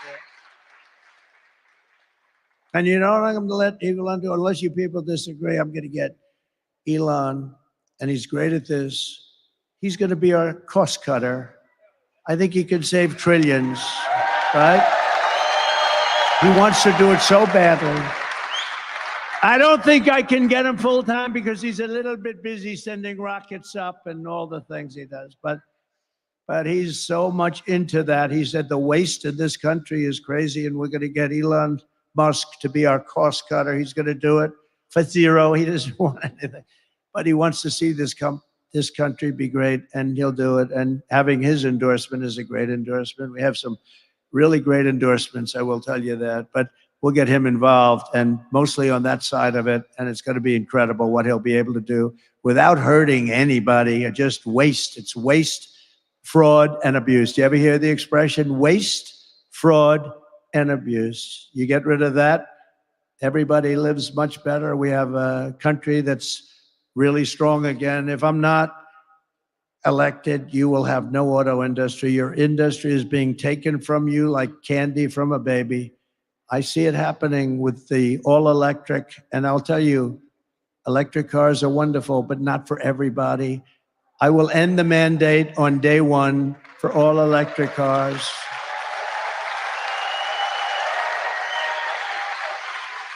And there's a great place, and they have a place. Like Tesla and others, they're fantastic, but they have a place, but not for everybody. They don't go far, they cost more. And they're made in China mostly because that's where they have the materials. We have something that's even better. We have a thing called liquid gold under our feet, and we're going to use our liquid gold in the form of gasoline for our cars. Oil and gas, we have liquid gold. We have more liquid gold than any country anywhere in the world. We have more liquid gold, not even close. We have more than Russia. We have more than Saudi Arabia. We have more than anybody. You know, I approved something, Anwar. I got it done. Ronald Reagan couldn't get it done. I love Ronald Reagan, but he couldn't get it done. He tried so hard. It's in Alaska. It's one of the biggest finds maybe ever, maybe as big as Saudi Arabia. Nobody really knows, but it's in that category. One of the biggest in the world. I got it done. I worked my ass off and I got it done. And Biden came in. He didn't know what the hell he was signing anyway. And he terminated it. Can you believe this? This would have taken care of all of Asia, would have brought money in. We could have paid down our debt. We could have been unbelievable. We would have reduced. I gave you the biggest tax cuts in history. I would have given you a bigger tax cut. And we still will. Biden rejected it. They ended it in his first day in office, but we'll get it done quickly. It was already passed by Congress. They didn't do that. They just ended it. And the people of Alaska aren't happy, but that's a national thing. And when you get into those numbers, that's national. Would have been so great for our country, but we'll get it done very quickly. Under my plan, American workers will no longer be worried about losing your jobs to foreign nations. Foreign nations will be worried about losing their jobs to America, because we're going to take a lot of those companies back, a lot of new companies coming in.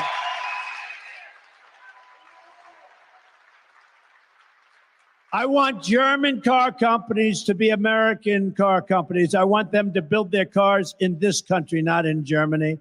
I want Asian electronics companies to become Michigan electronics companies. And I want every manufacturer that has left us to be filled with regret, and you're going to become racing back after we do what we're doing. And here is the deal that I'll be offering every major company and manufacturer all over the earth, and they're going to all come in because we're the pot of gold. But we're not going to be the pot of gold forever if we don't be careful. We're not going to be, it's going to end, and we're not going to let it end. We will give you the lowest taxes, the lowest energy costs, because we have the energy, the lowest regulatory burden. I cut regulations more than any other president in the history of our country. And we'll give you free access to the biggest and best market on the planet. That's us. But only if you make your product here in America and hire American workers. If you don't make your product here, then you will have to pay a tax or tariff when you send your product into the United States. And we will take in hundreds of billions of dollars into our treasury and use that money to benefit the American citizens. So with China as an example, I took in hundreds of billions of dollars in taxes and tariffs. No other president took in 10 cents. In fact, they left it on because they can't get it off, because it's taken in so much money that the Biden people, I'm sure he doesn't know about it too much, but the Biden people said, we can't get rid of these tariffs. They're making too much money. But what they're also doing, maybe more importantly, their cars aren't coming in, and they're not destroying Detroit and South Carolina, and North Carolina, and Georgia, and all the other places that are involved with making autos and parts. They're not coming in, and we made a fortune on it. And now all we're doing is take interest in it. We were ready to do that. And then we had a little strange election result. We're not going to let that happen again. In my first term, I ended NAFTA, the worst trade deal ever made, and replaced it with the USMCA, the best trade deal ever made. I withdrew from the job-killing Trans-Pacific Partnership. By the way, if that deal would have been approved, it was negotiated by Barack Hussein Obama. Have you heard of him, Barack Hussein? Remember Rush Limbaugh? Rush, we love Rush. He used to go, Barack Hussein Obama. Mr. Wall, would you please stand up? Look at this guy. I got to get a suit like that.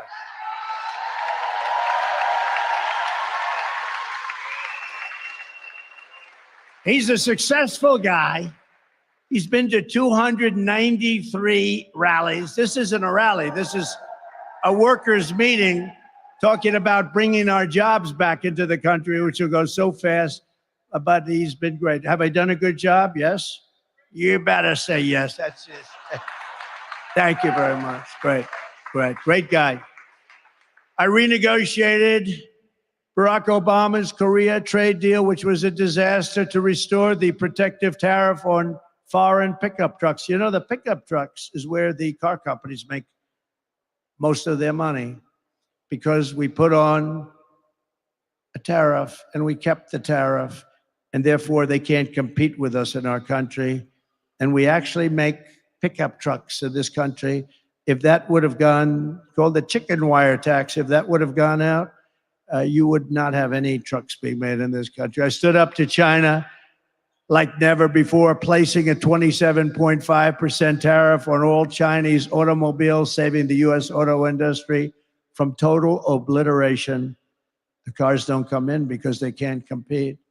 And for furniture makers in North Carolina and other places, and in particular right now, a place called Grand Rapids. You know, I have great memories of Grand Rapids because I came to Grand Rapids. I made a speech. I went home, and we ended up winning the election in 2016. Right?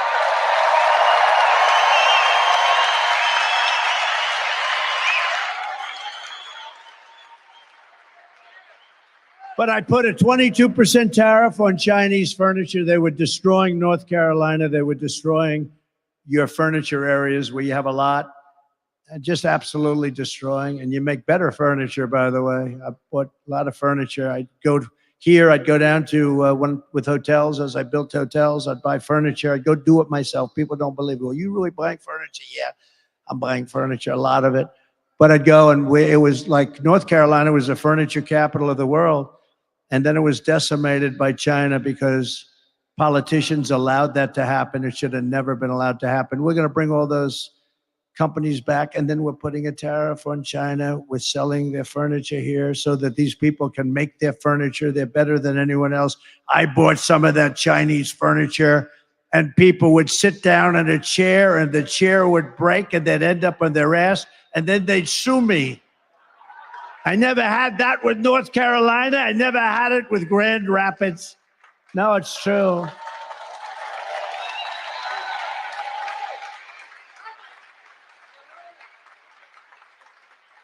This was not good. Ladies and gentlemen, the finest hotel in the world. They open, they end up getting a little damaged. They sit down to dinner at the beautiful dining table, and they end up getting damaged. Sir, you have a problem. The chairs break. That's a big problem. The centerpiece of my plan for a manufacturing renaissance will be a 15% made in America tax rate. So, pretty simple. So listen to how simple it is and how good it will be. It'll totally turn our country around, and we'll be a profit-making machine instead of a disaster like we are right now with $36 trillion in debt.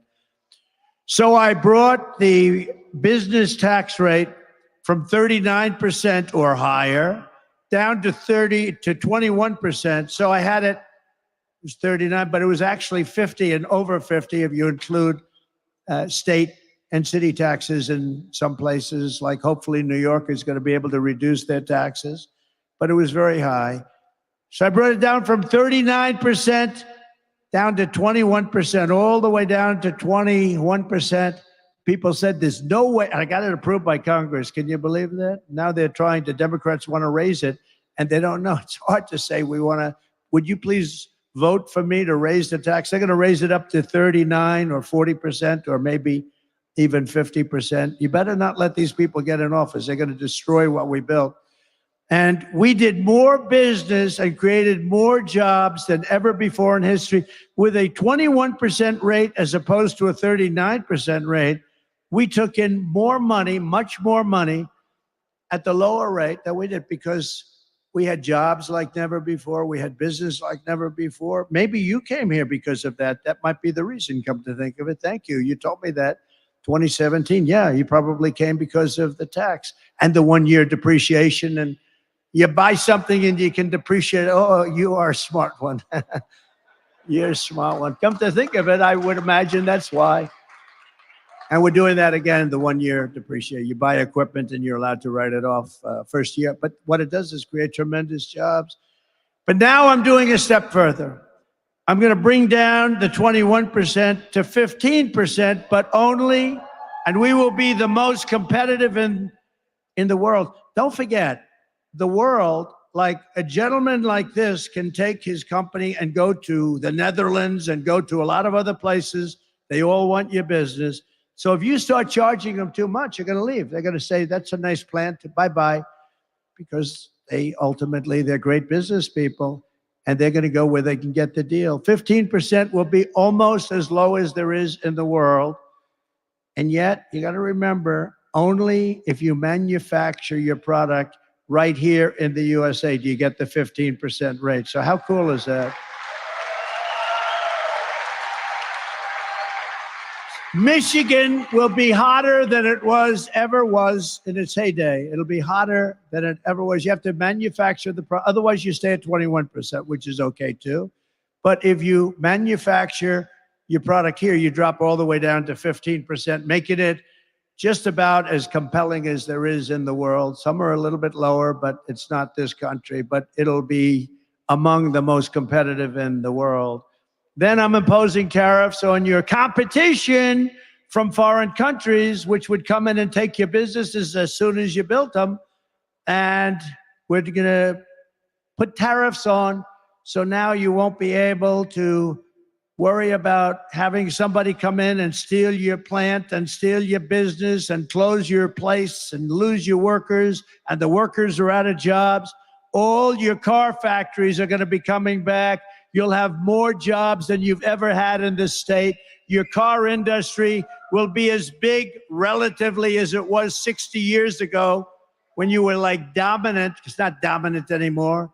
This is why people in countries are all after Trump. This is why. You know, the only one that has shots fired at them, that throbbing feeling, right? The only one are consequential presidents. When I do these things, I've got a lot of enemies out there. I've got a lot of enemies. You know, Germany liked, as an example, Barack Hussein Obama better than me, even though the people actually like me much better. Because you know what? He didn't charge him anything. He let him rip off our country. All presidents let our country be ripped off, and that's why we're in the mess that we're in. But me, no. But that's why I have, to put it mildly, in particular, Iran. You know, don't forget, with Iran, they were the sponsor of terror like nobody else was the sponsor of terror. And they were broke under the Trump administration, because I put all sorts of sanctions on. I put all sorts of countries couldn't buy their oil, or they couldn't do business in the United States. And all I wanted was one thing, because I wasn't looking to hurt them. I know many Iranian people, they're great people, very smart people, but I didn't want them to have a nuclear weapon. They can't have a nuclear weapon. Very simple ask. You can do whatever you want. You're going to be strong. You're going to get big and beautiful. Can't have a nuclear weapon and destroy the world. Can't have it. You can't have a nuclear weapon. The power of nuclear is so monumental. You just can't let that happen. And it wasn't going to happen. And there was no Hezbollah that was getting money. They had no money. Hamas had no money. The terror groups, 28 different terror groups, had no money. Nobody had any money. And during the 4 years of the Trump administration, we had no terror. We had no wars against other countries, expensive, never-ending, stupid wars like we had under other presidents. I won't say which one, including Republicans, including Republican presidents, right? Goes in, blows out the Middle East, blows up the Middle East, comes back, you get nothing except death. You get death all over the place, death and hatred.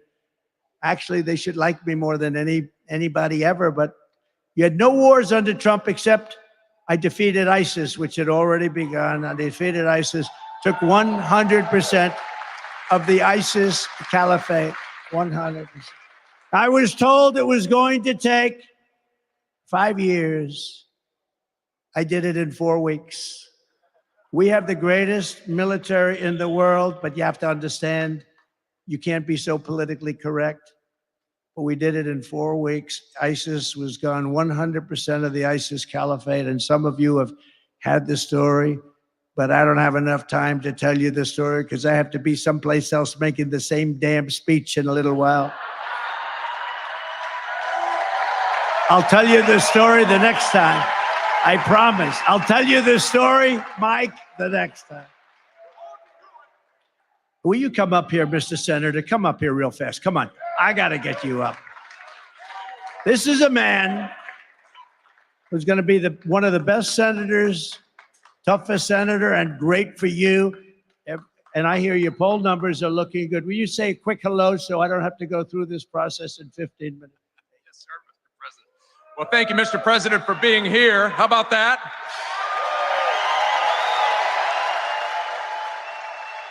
And I can tell you, I'm looking at his teleprompter. He's not even close to watching that teleprompter. But I want to tell you this, Mr. President. One thing we know here in Michigan, with your plans, to make sure that border is secure, with your plans to make sure the tax rate allows us to be competitive, with your plan to make energy independent here in America and bring down our gas prices and our cost of groceries. These folks right here were ahead of you. There is more common sense on that dais than there is in every committee room back in Washington, D.C.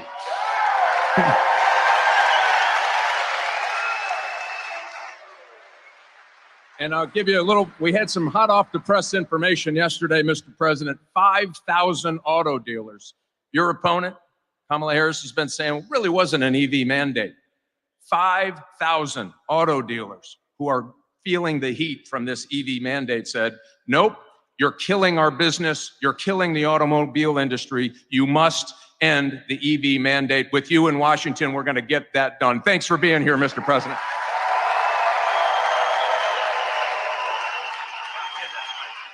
He's doing great. You got to vote for him. He's doing great. And Tudor, thank you very much. Great job. You did a great job this morning on television. I appreciate it very much. Nice things. Tudor Dixon, everybody. Thank you very much.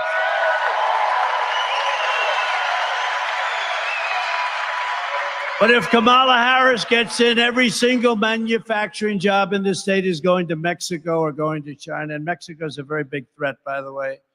First of all, the tax queen, that's Kamala, is demanding a 33% tax hike on all domestic production, way up.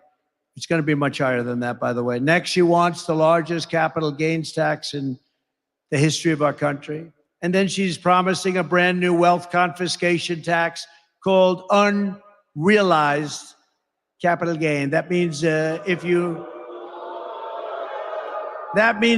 your company's doing great and your company's gotten really valuable, but you might be a little tight on cash and you have no intention of selling your company, you do an appraisal of what your company is worth and you have to pay a tax on it. So now you go to a bank and you borrow the money and your company goes out of business and that's the end of your company. Can you imagine that? Unrealized. In other words, you don't sell. Your company got more valuable and you're putting more and more money into your company, and that's okay. There are a lot of people who have great wealth and they don't have cash. Those people are wiped out and it'll cause a depression like in 1929. Other than that, I think it's quite a good idea. Crazy. This person, crazy. You know, her father is a Marxist professor of economics. That's what she is. She's a Marxist. And we are not ready for a Marxist, and we will never be ready for a Marxist or a communist president, which is what she is.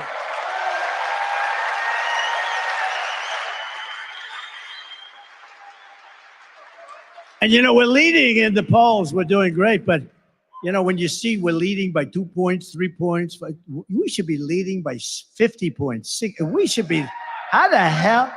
No, really, you would really say, why would anybody vote for her? She's destroying our country. What she did outside of the nuclear disaster that these people will get us into, World War III, what she did on the border with these millions of murderers and criminals coming into our country, what she did on the border is the worst thing I think I've ever heard. I've never heard of anything like it. Never made sense. You're trying to figure out, you know, in business, you always like to figure out your opponent. What does he want? What are they doing? What does she want?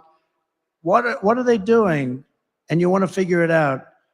Here, you can't figure it out. Like, why do they want open borders? Why do they want men playing in women's sports?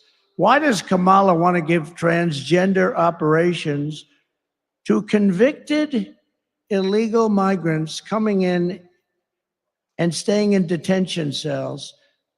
She said, we will give them sex change operations. Now, somebody would look at me and say, that's crazy. I'm sure that that's not true. No, it's 100% true. She wants to give them, they're in a detention cell, and a man wants to transition into womanhood. And she is willing to do that and give very expensive operations, by the way, hundreds of thousands of dollars. But if you want that, she will give you a transgender operation. Are we crazy? Are we crazy? Now, how about, and also, all of these people, she wants to defund the police. You know, she is one of the originals for defund the police. I say anybody that wants to defund the police, is not qualified and shouldn't be allowed to even run for president of the United States.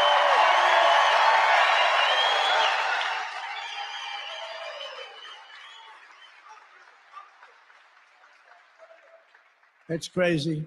Comrade Kamala Harris also voted for a bill to impose a 100% ban on gas-powered cars and trucks, killing an estimated 200,000 U.S. auto jobs, including 40,000 auto jobs in Michigan, a death sentence for the Michigan economy. On day one, I will terminate Kamala's electric vehicle mandate, have to terminate it.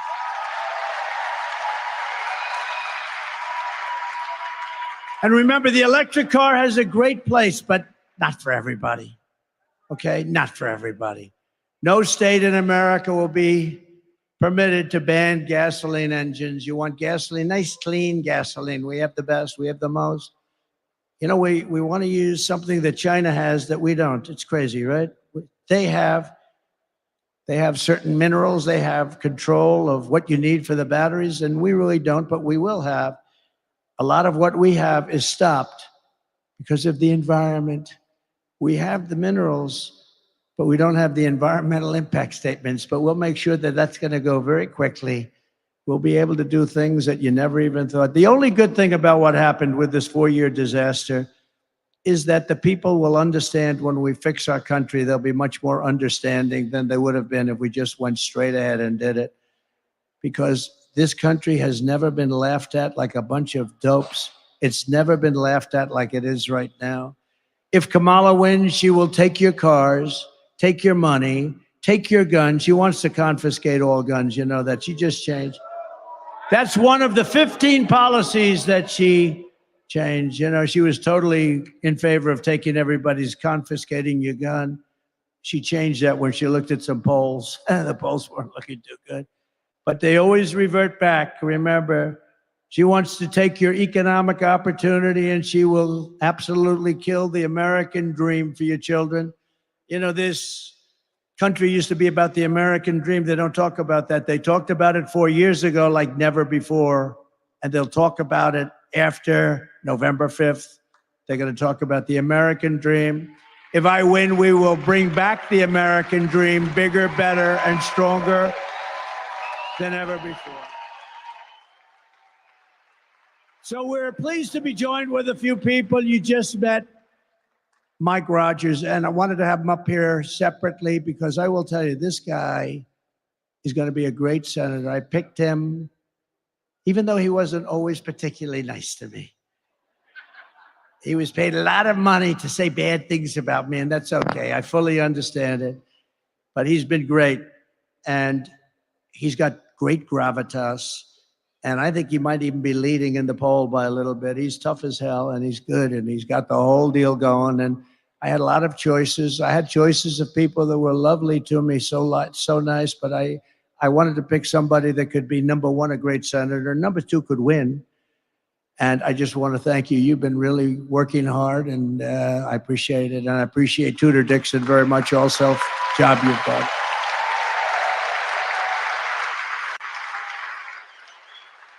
And I think we have somebody here that I really have known for a long time and liked, and he's got a lot of good ideas. He's got a lot of good ideas, especially when it comes to women's health and health generally and the environment. I'm going to watch him a little bit on the environment, though, if you don't mind. Health, I don't think I'm going to watch him much at all because he's really good. So is Robert F. Kennedy Jr. here? Where is he? Where is he? He's here someplace. I know he's here someplace. RFK Jr.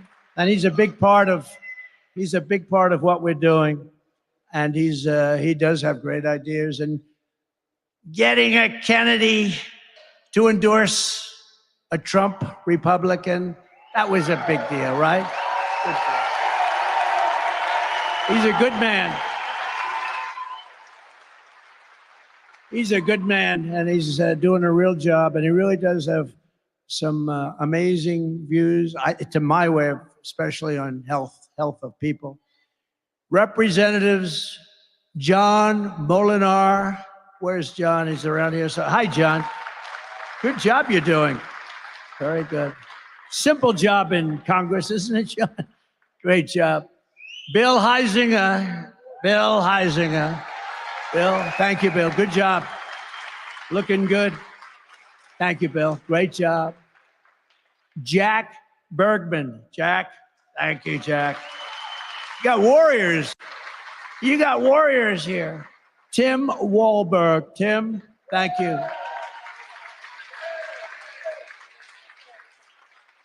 Those people are so tremendous, the way they fight in Congress for you.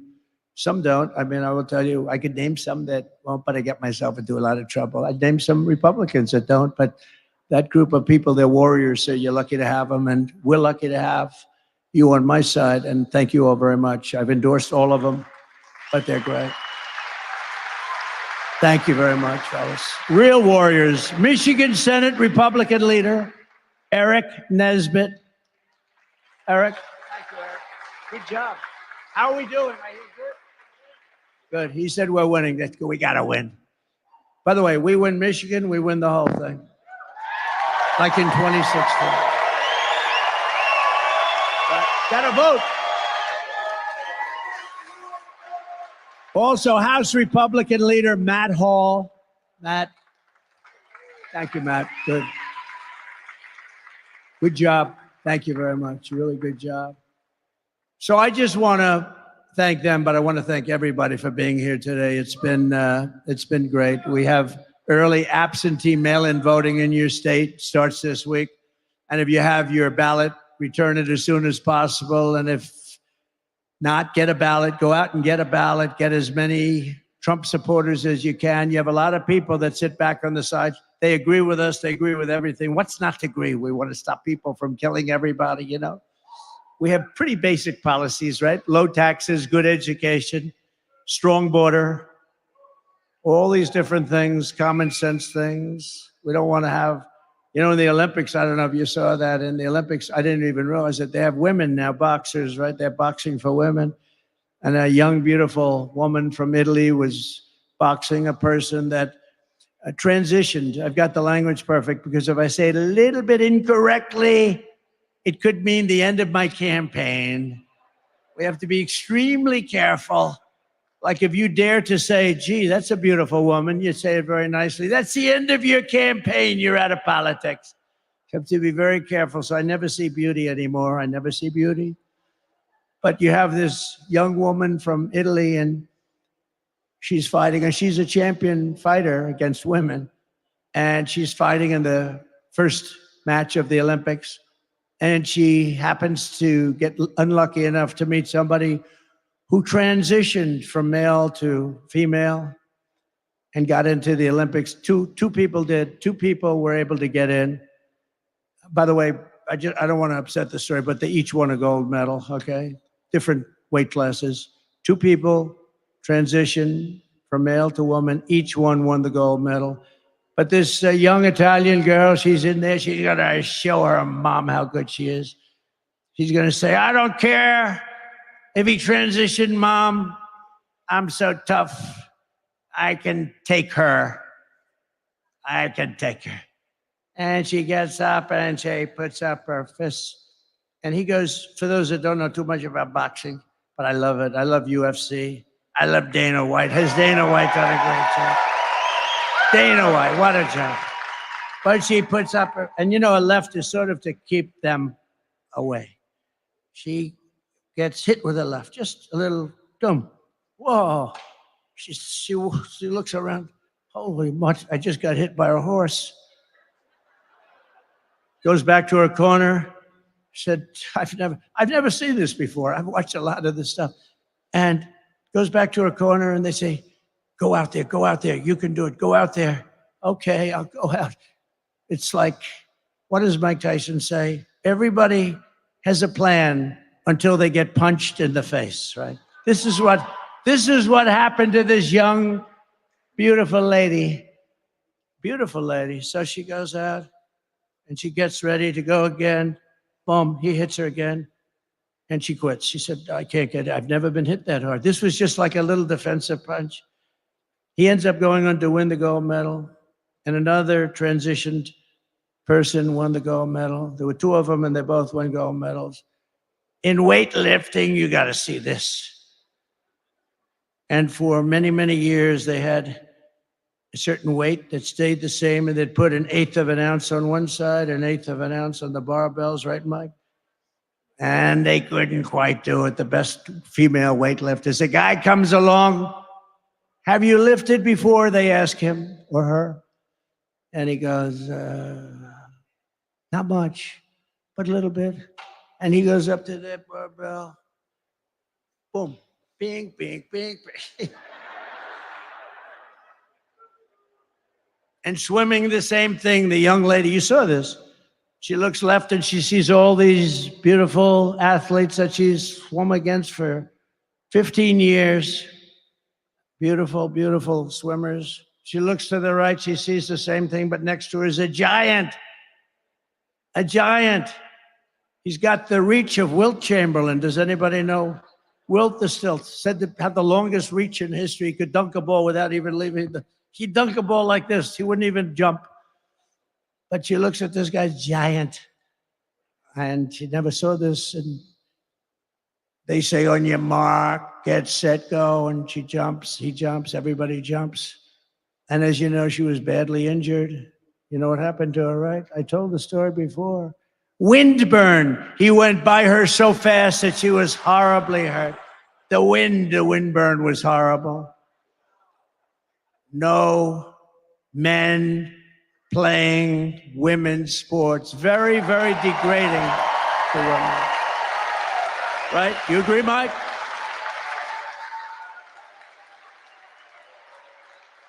So just to finish up, starting on day one, we will end inflation and make America affordable again. We will have no tax on tips. No tax on tips. And boy, this is good for you because I know exactly where you make your money. I used to have to pay that damn overtime. It would cost a fortune. No tax on overtime.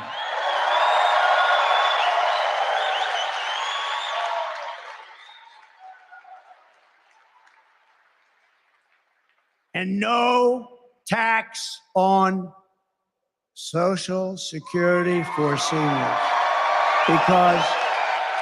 Because you've been devastated.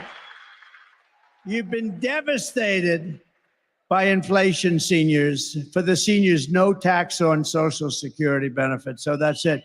And by the way, I want to explain something. The people that you see leaving, because nobody ever leaves. And when they do, I finish up quick, believe me. But I couldn't take pictures at the beginning. So I take them at the end sometimes. If I'm late, the plane gets late, you get delayed, lots of things happen. There's a little hurricane going on in Florida, as you know. And so what they do is they say, oh, please come up now at the end of my speech. I said, don't do that. Because it looks like they're leaving, like your husband who owns this place. He's not leaving. He likes Trump very much. He made a lot of money because of Trump, right? Right? But these stupid people that are with me sometimes, they say, come on back. 30 people, they get up and they go back, and they're all lined up in the back waiting for me to take a picture because I couldn't do it before.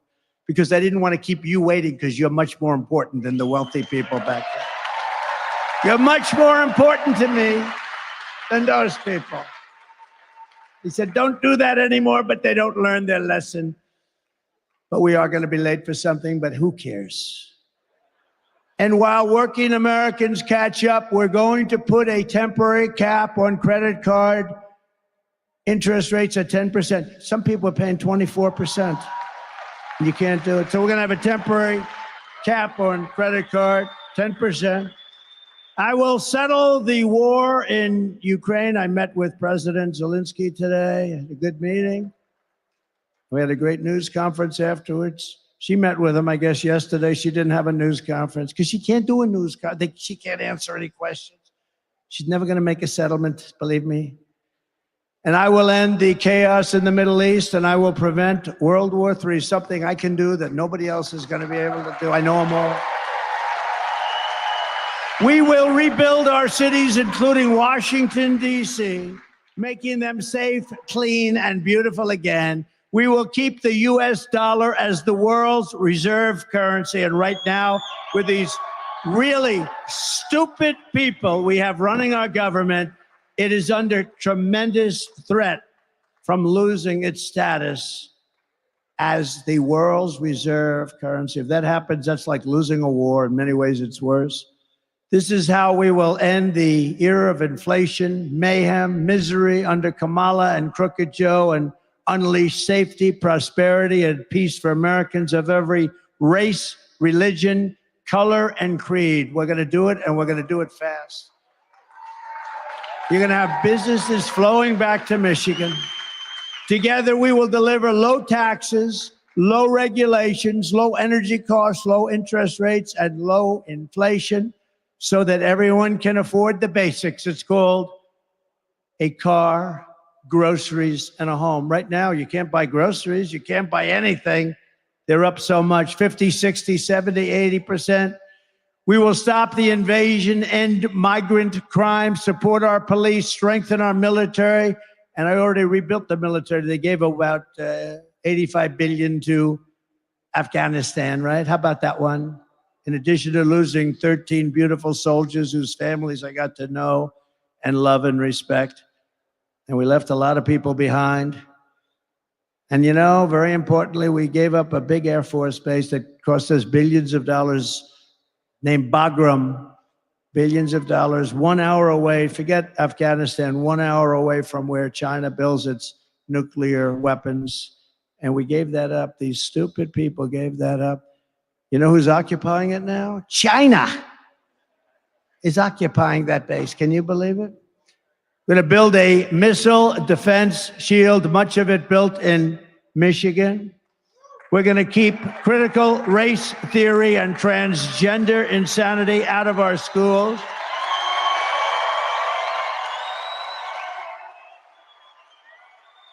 And no men in women's sports again. We will defend the Second Amendment, restore free speech, and we will secure our elections. We are going to make our elections safe and secure. Everyone will prosper. Every family will thrive, and every day will be filled with opportunity and hope. But for that to happen, we must defeat Comrade Kamala Harris, and we must stop her country-destroying liberal agenda once and for all. She's beyond liberal, by the way. Early absentee voting is underway, so go vote right now. You can do it right now. We want a landslide that is too big to rig, right? Too big to rig. And on November 5th, we will save our country. We will save our economy. It will go down as the most important day, November 5th, in the history of our country. We will rescue our middle class. We will reclaim our sovereignty and restore our borders. We will always put America first. We have to put America first. We will take back our country, and together we will make America powerful again. We will make America wealthy again. We will make America healthy with Bobby again. We will make America strong again.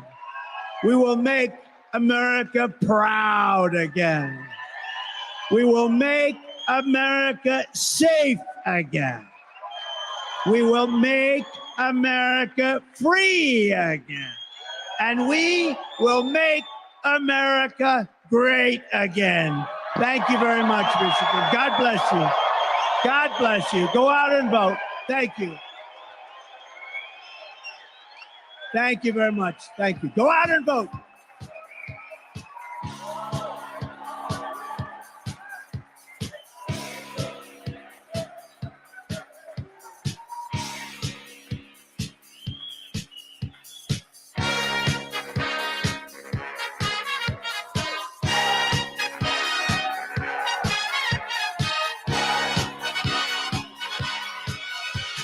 Young man, there's no need to feel down. I said, young man,